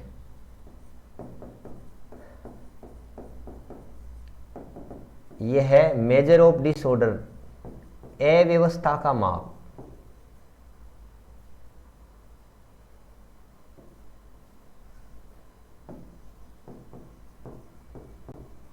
अव्यवस्था का माप है एंट्रोपी। ठीक है, और एंट्रोपी का formula change in entropy equal to dQ upon D, ये T ऐसे दिया जाता है। और dQ जो है, इसको आपको मैंने बताया था शुरुआत में, कहा था मैंने, सिलेबस में नहीं, लेकिन फिर भी हमें समझना है क्यों, चीज़ें आपस में जुड़ी हुई रहती हैं, इसलिए मैंने आपको अनावश्यक बताया था, लेकिन एग्जाम में क्वेश्चन उससे हो जाता है। dQ को आप C/dt लिखते हो, dQ को आप लिखते हो du प्लस dw लिखते हो, dQ को आप ml भी लिख सकते हो। ठीक है, ml, ये L क्या है, ये नया कंसेप्ट आया है, लेटेंट हीट, गुप्त ऊष्मा। ये फॉर्मूला कब काम में आता है? अवस्था परिवर्तन में। कई बार क्या होता है, टेम्परेचर चेंज नहीं होता, 100 डिग्री सेल्सियस है एग्जैक्टली, वहाँ पे पानी द्रवावस्था में है और भाप में बन रहा है, एक तरीके से गैसीय अवस्था मान लो, ठीक है। या फिर 0 डिग्री सेल्सियस है, उस पे पानी लिक्विड में भी है, सॉलिड में भी है, ठीक है। तो वहाँ पे क्या अवस्था परिवर्तन हो रहा है, वहाँ पे आपको गुप्त ऊष्मा वाला कंसेप्ट काम में लेना है, ठीक है। यानी ऐसे पूछ लिया आपको क्वेश्चन ये आया कि 100 ग्राम बर्फ, ठीक है, 100 ग्राम बर्फ 0 डिग्री सेल्सियस पे, ठीक है, पानी में बदल रही है, ठीक है। तो एंट्रोपी में परिवर्तन ज्ञात करो, तो क्या करोगे, delta S equal to ml/T, ऐसे हो गया आपका 0 डिग्री सेल्सियस यानी 273 केल्विन हो गया आपका, ये सीधा सीधा। m क्या है, 100 ग्राम मात्रा इसकी दी हुई है। l क्या है, बर्फ की गुप्त ऊष्मा, ये आपको क्वेश्चन में दी हुई रहेगी, 80 कैलोरी पर ग्राम इंटू केल्विन या फिर कुछ भी, ठीक है। बर्फ की गुप्त ऊष्मा जिस क्वेश्चन में पहले से दिया हुआ रहेगा, तो ये मान लो अगर 80 है, यहाँ 273 हो गया, तो चेंज इन एंट्रोपी आपका एंट्रोपी परिवर्तन आ जाएगा। एक टाइप ऑफ क्वेश्चन ये आ गया एंट्रोपी के बारे में। अगर आपको इस पे एक क्वेश्चन कर सकते हो, डिपेंड करता है, फॉर्मूला आपको एक ही ध्यान रखना है एंट्रोपी का। कौन सा? एंट्रोपी है क्या, अव्यवस्था का माप, मेजर ऑफ डिसऑर्डरनेस, ठीक है। और एक स्टैंडर्ड डायरेक्ट क्वेश्चन भी है इसके बारे में, साम्य अवस्था में एंट्रोपी सदैव मैक्सिमम होती है। साम्य अवस्था में एंट्रोपी जो होती है वो हमेशा क्या होती है, मैक्सिमम होती है, अधिकतम होती है। डायरेक्ट क्वेश्चन आया हुआ है आरपीएससी में 3 बार, ठीक है। साम्य अवस्था में ऊष्मागतिक प्रायिकता भी इसको बोलते हैं, ऊष्मागतिक प्रायिकता का मान या एंट्रोपी का मान होता है न्यूनतम, अधिकतम, नियत या फिर कुछ भी और 4 ऑप्शन, वो एक ही ऑप्शन आपको ध्यान में रखना है। साम्य अवस्था में एंट्रोपी का मान हमेशा क्या होता है, मैक्सिमम होता है, एक बात। दूसरी बात ये है, एंट्रोपी को आप कई तरीके से ज्ञात कर सकते हो, फॉर्मूला आपको ये एक ही ध्यान रखना है, dQ/T। यानी यहाँ से एंट्रोपी का मात्रक और विमा वापस अपने 11th-12th वाली फिजिक्स की तरह आ जाते हैं। Q का मात्रक जूल था, तापमान का मात्रक हो गया केल्विन, तो एंट्रोपी का मात्रक क्या हो गया, जूल पर केल्विन हमेशा। क्योंकि आपके सेकेंड ग्रेड में एंट्रोपी का जो क्वेश्चन आएगा वो मात्रक से ही हो जाएगा, इसलिए मैं करवा रहा हूँ। हर एक चीज़ आपको कुछ अलग बताने के पीछे का कहीं ना कहीं लॉजिक होता है कि आपको कम से कम टाइम पढ़ के और बहुत ज़्यादा डीप में जाए बगैर आपके क्वेश्चन लग जाने चाहिए आरपीएससी में, बस अपना ही उतना ही टारगेट रहता है, ठीक है। यहाँ से एंट्रोपी का मात्रक आपको समझना है जूल पर केल्विन, ठीक है। और अवस्था परिवर्तन की बात करें तो dQ इक्वल टू क्या लेना है, ml, यानी यहाँ से डेल्टा S इक्वल टू क्या मिल गया, ml/T। अगर अवस्था परिवर्तन में बात करें तो एंट्रोपी चेंज ये करना है, m आपको दिया हुआ रहेगा क्वेश्चन में, 100 ग्राम मात्रा है, 200 ग्राम, 500 ग्राम। L है गुप्त ऊष्मा, लेटेंट हीट जिसको बोलते हो। अवस्था परिवर्तन आपको पता लग जाएगा क्वेश्चन में, ये फॉर्मूला कब लगाना है, जब आप बर्फ से पानी में बदल रहे हो, पानी से बर्फ में या पानी से भाप में, ठीक है। जहाँ कहीं पे भी स्टेट चेंज ऑफ स्टेट की बात आए, लेटेंट हीट है, वहाँ पे गुप्त ऊष्मा का कंसेप्ट ऑटोमेटिकली आपके सामने आ जाएगा, ml/T। m इसकी मात्रा है, T तापमान है, कॉन्स्टेंट जो तापमान फिक्स है, L का मान आपको क्वेश्चन में दिया हुआ रहेगा हर एक के लिए। बर्फ की गुप्त ऊष्मा कितनी है, भाप की गुप्त ऊष्मा कितनी है, वो सब आपको मिला हुआ रहेगा पहले से, तो यहाँ से एंट्रोपी आप पता कर सकते हो। या फिर दूसरा तरीका, आपको सीधा सीधा एक क्वेश्चन आपको सी का ऐसे दिया हुआ रहता है, यानी ये एंट्रोपी वाला, इसमें क्वेश्चन आने की संभावना है मुझे लग रहा है, delta S equal to CdT/T। ये कहाँ से आया, dQ/T से, यही तो था, ठीक है। एक क्वेश्चन आरपीएससी में आया हुआ है कि एंट्रोपी पूछा है, डेल्टा S, ये C का मान दिया हुआ है कितना, A/T³, ठीक है। तो यहाँ से डेल्टा S इक्वल टू हम क्या करते हैं, समाकलन dQ/T, dQ का मान है C × dt/T delta S equal to समाकलन, यहाँ से c का मान है A T cube into D T और फिर 1/t, ऐसे ही तो है। यहाँ से आगे आपको क्या, ये t से t कट गया, स्क्वायर आ रहा है, तो यहाँ से ए टी स्क्वायर का समाकलन टी क्यूब बाई 3, ये आपको डायरेक्ट ऑप्शन में आ गया। एक ऑप्शन ये आरपीएससी में आया हुआ है, ठीक है, यानी एक ये वाला तरीका। दूसरा ज़्यादा एग्जाम में कौन सा आ सकता है आरपीएससी सेकेंड ग्रेड में, उसके लिए मैं आपको बता दूं, फॉर्मूला बेसिक आपको एंट्रोपी का ये याद रखना है, डी क्यू अपॉन टी। मात्रक क्या है, जूल पर केल्विन, ठीक है, एक फॉर्मूला। दूसरा फॉर्मूला क्या है, delta S equal to M L upon T. ये कब काम में लेना है, अवस्था परिवर्तन में, यानी गुप्त ऊष्मा वाली कंसेप्ट। यहाँ पे एल क्या है, लेटेंट हीट। यहाँ पे इस पे 2 क्वेश्चन कर लो। तीसरा है ये जो डेल्टा एस है, इस डी क्यू को आप क्या लिख सकते हो, D you plus D W upon T. अब ये आपके 2, 3, 4 तरीके से आ जाएगा। कैसे, एक हो गया आपका समतापी परक्रम, वापस पुराने वाला जो आप कह रहे थे ना सिलेबस में नहीं, वो यहाँ आ जाता है। समतापी परक्रम का मतलब डी यू इक्वल टू क्या है, 0, यही तो था।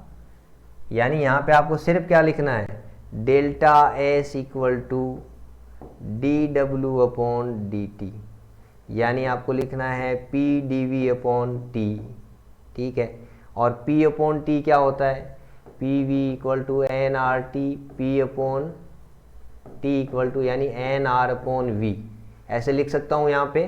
तो यहाँ डेल्टा एस इक्वल टू क्या मिलेगा, पी अपॉन टी की जगह लिख रहा हूँ मैं N R upon V into D V, और आयतन बढ़ रहा है V1 से V2। एन आर कॉन्स्टेंट है, 1 अपॉन वी का समाकलन हो जाएगा log v, ठीक है। एक करके देख रहा हूँ, बाकी डायरेक्ट आप याद रख लेना। एन आर इसका हो जाएगा log V2 अपॉन V1, ये लो। यानी समतापी प्रक्रम में चेंज इन एंट्रोपी, एंट्रोपी परिवर्तन कितना आ रहा है, एन आर log V2 बटा V1। ये कैलकुलेशन आपको करने की ज़रूरत नहीं है, आप आरपीएससी एग्जाम के लिए डायरेक्ट फॉर्मूला समझ सकते हो, ये सिर्फ आपको सीखने के लिए था। समतापी प्रक्रम के लिए डेल्टा एस इक्वल टू क्या लिखूं, N R log E base V2 upon V1। और कौन कौन से थे, सम आयतनी प्रक्रम, फिर था समदाबी प्रक्रम। यहाँ आप लिख सकते हो delta S equal to n सम आयतनी में CV और log T2 upon T1।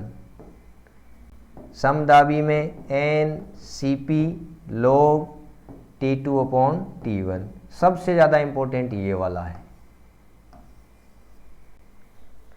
Entropy का एक ये फॉर्मूला भी है, डायरेक्ट ये फॉर्मूले भी एग्जाम में आपके आ सकते हैं सेकेंड ग्रेड में, इन पे न्यूमेरिकल नहीं आएगा। न्यूमेरिकल आएगा तो या तो ml अपॉन टी पे आ सकता है या फिर सिंपल सीधा सीधा इस पे आ सकता है, ठीक है। ज़्यादा से ज़्यादा मैक्सिमम आएगा तो एन आर log, यानी यहाँ पे क्वेश्चन बन सकता है सीधा सीधा। कैसे, किसी समतापी प्रक्रम में गैस का आयतन बढ़ाकर प्रारंभिक का 2 गुना कर दिया जाता है। आयतन बढ़ाकर प्रारंभिक का 2 गुना कर दिया जाता है, तो एंट्रोपी में परिवर्तन ज्ञात कीजिए। तो कितना आ जाएगा, 1 मोल गैस का, तो n इक्वल टू 1 हो जाएगा r log e base 2v upon v। log e base 2 का मान कितना होता है, 0.693 इंटू r, तो ऑप्शन में आ जाएगा यहाँ से। यानी ये फॉर्मूला आपके, इस पे आप फॉर्मूला क्वेश्चन कर सकते हो क्या, इसी पे कह रहा हूँ मैं कि एक समतापी प्रक्रम में क्वेश्चन सुनिए, आयतन हो जाता है प्रारंभिक का 2 गुना, तो एंट्रोपी परिवर्तन कितना होगा, 1 मोल गैस का, तो n की जगह 1 into r log 2v1 upon v1, ये कट गया है, यहाँ से क्या मिलेगा r log e बेस 2, कितना आ रहा है 0.693 इसका मान होता है इंटू r। ये आपके कोई ऑप्शन में मिल जाएगा। ठीक है, या फिर इतना भी मिल सकता है, एक एग्जाम में आया हुआ आर log e बेस 2, ठीक है, इतना डीप में मुझे जाएगा नहीं। आपके 2 क्वेश्चन अगर बनते हैं तो जो हो चुके पहले, बात खत्म, ये एक्स्ट्रा चल रहा है। एंट्रोपी के बारे में आपको पता लग गया कि एंट्रोपी का ये फॉर्मूला था। उसके बाद में साम्य अवस्था में एंट्रोपी का मान अधिकतम होता है, फिर अवस्था परिवर्तन में एंट्रोपी का ये फॉर्मूला लगा सकते हो, फिर इसी फॉर्मूले को आप समतापी, समायतनी और समदाबी प्रक्रम में हो सकता है। एक और था, चौथा कौन सा है, रुदोष्म प्रक्रम की बात करें तो ये तो एक नई कहानी और भी अच्छा है। डेल्ट एस इक्वल टू, रुदोष्म प्रक्रम में तो डी क्यू इक्वल टू 0 होता है। इसका मतलब कितना नया रिजल्ट आया है। एडियाबेटिक प्रोसेस में एंट्रोपी में परिवर्तन नहीं होता है। क्लियर है, एंट्रोपी में परिवर्तन नहीं होता है। क्यों, d Q equal to, adiabatic रुदोष्म प्रक्रम का मतलब डी क्यू इक्वल टू 0, ये 0 पूरा 0, 0 का मतलब डेल्टा एस इक्वल टू 0। रुदोष्म प्रक्रम में एक तो ये इंपॉर्टेंट है, और या फिर न्यूमेरिकल आए तो ये आएगा एग्जैक्टली। बाकी आप इनको स्किप भी कर सकते हो, भरोसा रखिए ये नहीं आएंगे। डायरेक्ट बस फॉर्मूला आ जाए तो एक बार देख लेना, ठीक है। और इसमें क्या था, यही था, समतापी हो गया, समदाबी हो गया, रुदोष्म आपको बता ही दिया। यहाँ से एंट्रोपी का काम पूरा हो गया, ठीक है।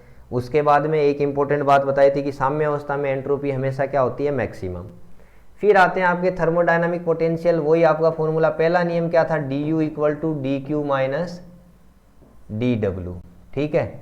और अभी अभी आपने पता चला कि ये जो है आपका D S equal to D Q upon T जो है, तो डी क्यू को टी इंटू डी एस लिख सकता हूँ ना।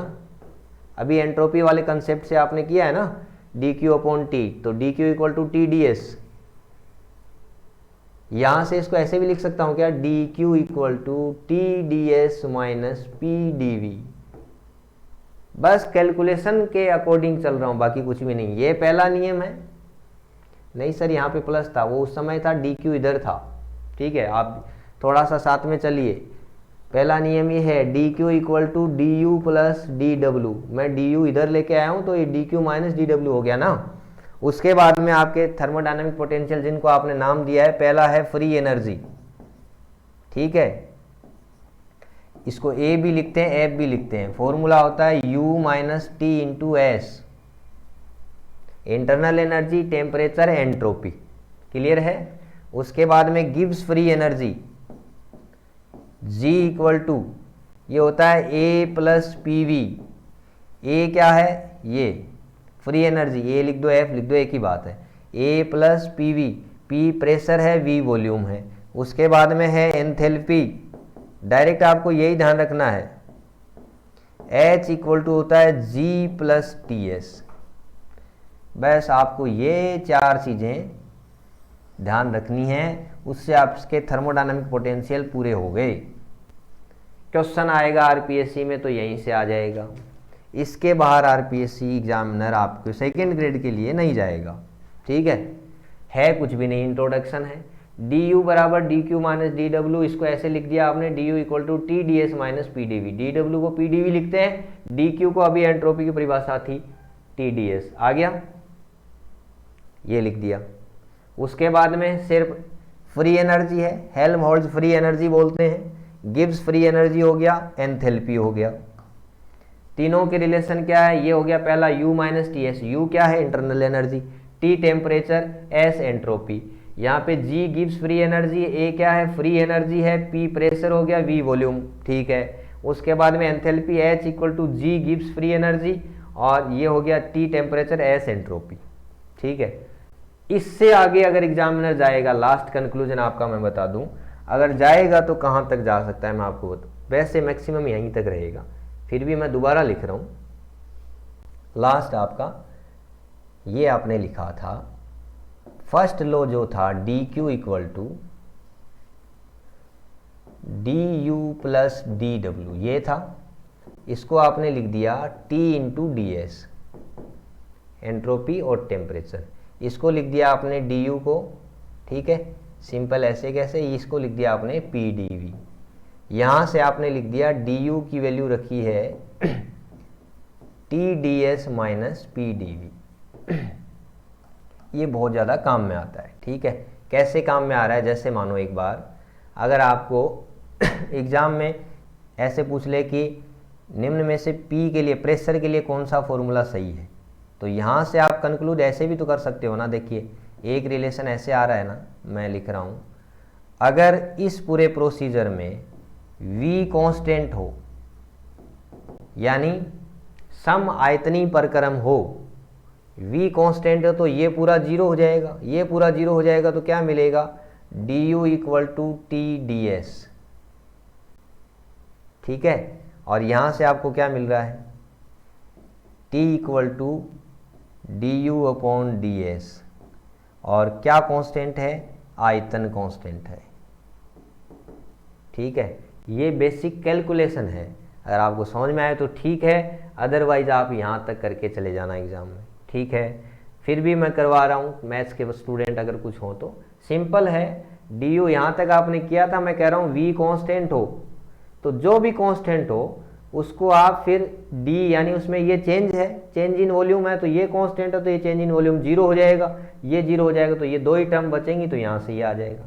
एग्जाम में आपको डायरेक्टली ये भी पूछ सकता है कि तापमान T के लिए निम्न में से सही फॉर्मूला है, फॉर्मूला बन गया ना ये ऑटोमेटिक में, यहाँ पे V कांस्टेंट लिखेगा वो, अगर यहाँ पे P कांस्टेंट लिख देता तो ये फॉर्मूला गलत हो जाता, यहाँ पे ध्यान देना है। ठीक है, दूसरा तरीका अभी आपको बताया था कि वापस वही दोबारा लिख रहा हूँ, फ्री एनर्जी आपने लिखा था A equal to U minus T S. ठीक है, इसको मैं ऐसे कर रहा हूँ change, D A equal to D U minus, इसका डिफ्रेंशिएशन करोगे तो एक बार इसका टी डी एस हो जाएगा, माइनस एस डी टी हो जाएगा, दोनों का डिफ्रेंशिएशन ऐसे ही करते हो ना। अवकलन, एक स्टूडेंट ने कमेंट किया था कि सर अवकलन नहीं आ रहा है, मान लो डी बाई डी एक्स है, यहाँ पे एक बार p है और एक बार q है, तो इसका डिफ्रेंशिएशन ऐसे होता है, p हो गया, फिर d बाई डी एक्स एक बार q का कर दो, प्लस q को बाहर ले लो, d upon D x p का कर दो, ये दोनों अगर x के फलन हैं तो। ठीक है, p को बाहर q का अवकलन, q को बाहर p का अवकलन, यहाँ पे भी ऐसे ही तो किया है, ये du इसका अवकलन हो गया, अब इसके बाद t को बाहर s का अवकलन, s को बाहर t का अवकलन, डिफ्रेंशिएशन किया है। ठीक है, आपको थोड़ा ठीक लग रहा है, बेसिक क्लियर है तो ठीक है, अदरवाइज इसको छोड़ भी सकते हो, लेकिन फिर भी थोड़ा करा देता हूँ, क्या पता डायरेक्टली क्वेश्चन आ जाए। अब इसको मैं ऐसे लिख रहा हूँ डी ए इक्वल टू, अब जो डी यू है इसका मान क्या है, ये रहा, T D S minus P D V, इसके आगे ऐसे कैसे लिख दो, minus T D S minus S D T. कुछ कट रहा है क्या, ये कट रहा है, डी ए इक्वल टू क्या मिल रहा है, माइनस का पी डी वी माइनस का एस डी टी। ठीक है, अब यहाँ से ये आ जाए, ये एक नया रिलेशन आ गया ना, और एक बार एग्जाम में आया था आरपीएससी में, बस वही कराऊंगा, वी कांस्टेंट हो तो क्या होगा, ये पूरा जीरो, यहाँ से क्या मिलेगा आपको, D A equal to minus का एस इंटू डी टी। ठीक है, और यहाँ से आपको मिल रहा है s इक्वल टू माइनस का D A upon D T, और क्या कांस्टेंट है, v कांस्टेंट है। ये आरपीएससी में आया हुआ क्वेश्चन है, s के 4 ऑप्शन दिए हुए थे, आप एग्जाम में देख लेना, आपके स्टडी मटेरियल में भी है, s के 4 ऑप्शन थे, एक में प्लस था, एक में यहाँ p कांस्टेंट था, एक में t ऊपर था, a नीचे था, और एक ही ऑप्शन ऐसा था जिसमें D A upon del T है और v कांस्टेंट है। कहाँ से आया, ये पूरा जैसे। और दूसरा तरीका ये भी है, S इक्वल टू, देखो ये एनर्जी है जूल पर केल्विन, एंट्रोपी के लिए मैंने कहा था जूल पर केल्विन, उससे हो रहा है आपका काम, तो यहाँ से भी आगे आप ये कैलकुलेशन अगर आप कर सकते हो तो ये हो जाएंगे, अदरवाइज इसको आप स्किप कर दो। ये चारों के चारों ऐसे एक का किया है, आगे वाले भी ऐसे ही हो जाएंगे। दूसरा फॉर्मूला क्या था, दूसरा ए के बाद में जी था, तो ये था क्या, ए प्लस पी वी, इसको भी आप लिख सकते हो D G equal to D A plus P D V plus V D P. फिर डी जी को भी आप ऐसे लिख दो, डी ए तो ऐसे था, और इसको पी, अच्छा डी ए को भी आपने फिर क्या लिखा, यहाँ से ये रहा, minus P D V minus S D T, minus P D V minus S D T plus P D V plus V D P. यहाँ से क्या है, पी डी वी से पी डी वी कट गया, और यहाँ से D G equal to क्या मिल रहा है, माइनस का S D T plus V D P. अब की बार एस का फॉर्मूला क्या आएगा, एस इक्वल टू आएगा तो वही माइनस डेल जी अपॉन डेल टी, लेकिन अब की बार यहाँ पी की जगह क्या, वी की जगह क्या आएगा, पी कांस्टेंट आएगा। उसमें और इसमें देखो क्या फ़र्क है, सेम फॉर्मूला है, यहाँ ए की जगह जी लिखा हुआ, लेकिन ये इंपॉर्टेंट है, वी कांस्टेंट है और यहाँ देखो पी कांस्टेंट है। तो अगर इतना कर सकते हो तो आप कर लो, ये सिर्फ सिंपल कैलकुलेशन है इजी वे में, और नहीं कर सको तो बस यहाँ तक आपका काम हो जाएगा। ये 3 चीज़ें आपको ध्यान रखनी है, U minus T S, A plus P V, G plus T S, ये गिब्स एनर्जी है, फ्री एनर्जी है, एंथैल्पी है, और ये इंटरनल एनर्जी है। ठीक है, D Q equal to T D S, यहाँ से आपका काम हो जाएगा। फाइनली हम कंक्लूड करते हैं। तो आपका क्या क्या इसमें था, पहला था लॉ ऑफ थर्मोडायनामिक्स, ऊष्मागतिकी के नियम, कंक्लूजन देखिए आप, और उसके साथ था थर्मोडायनामिक प्रोसेस।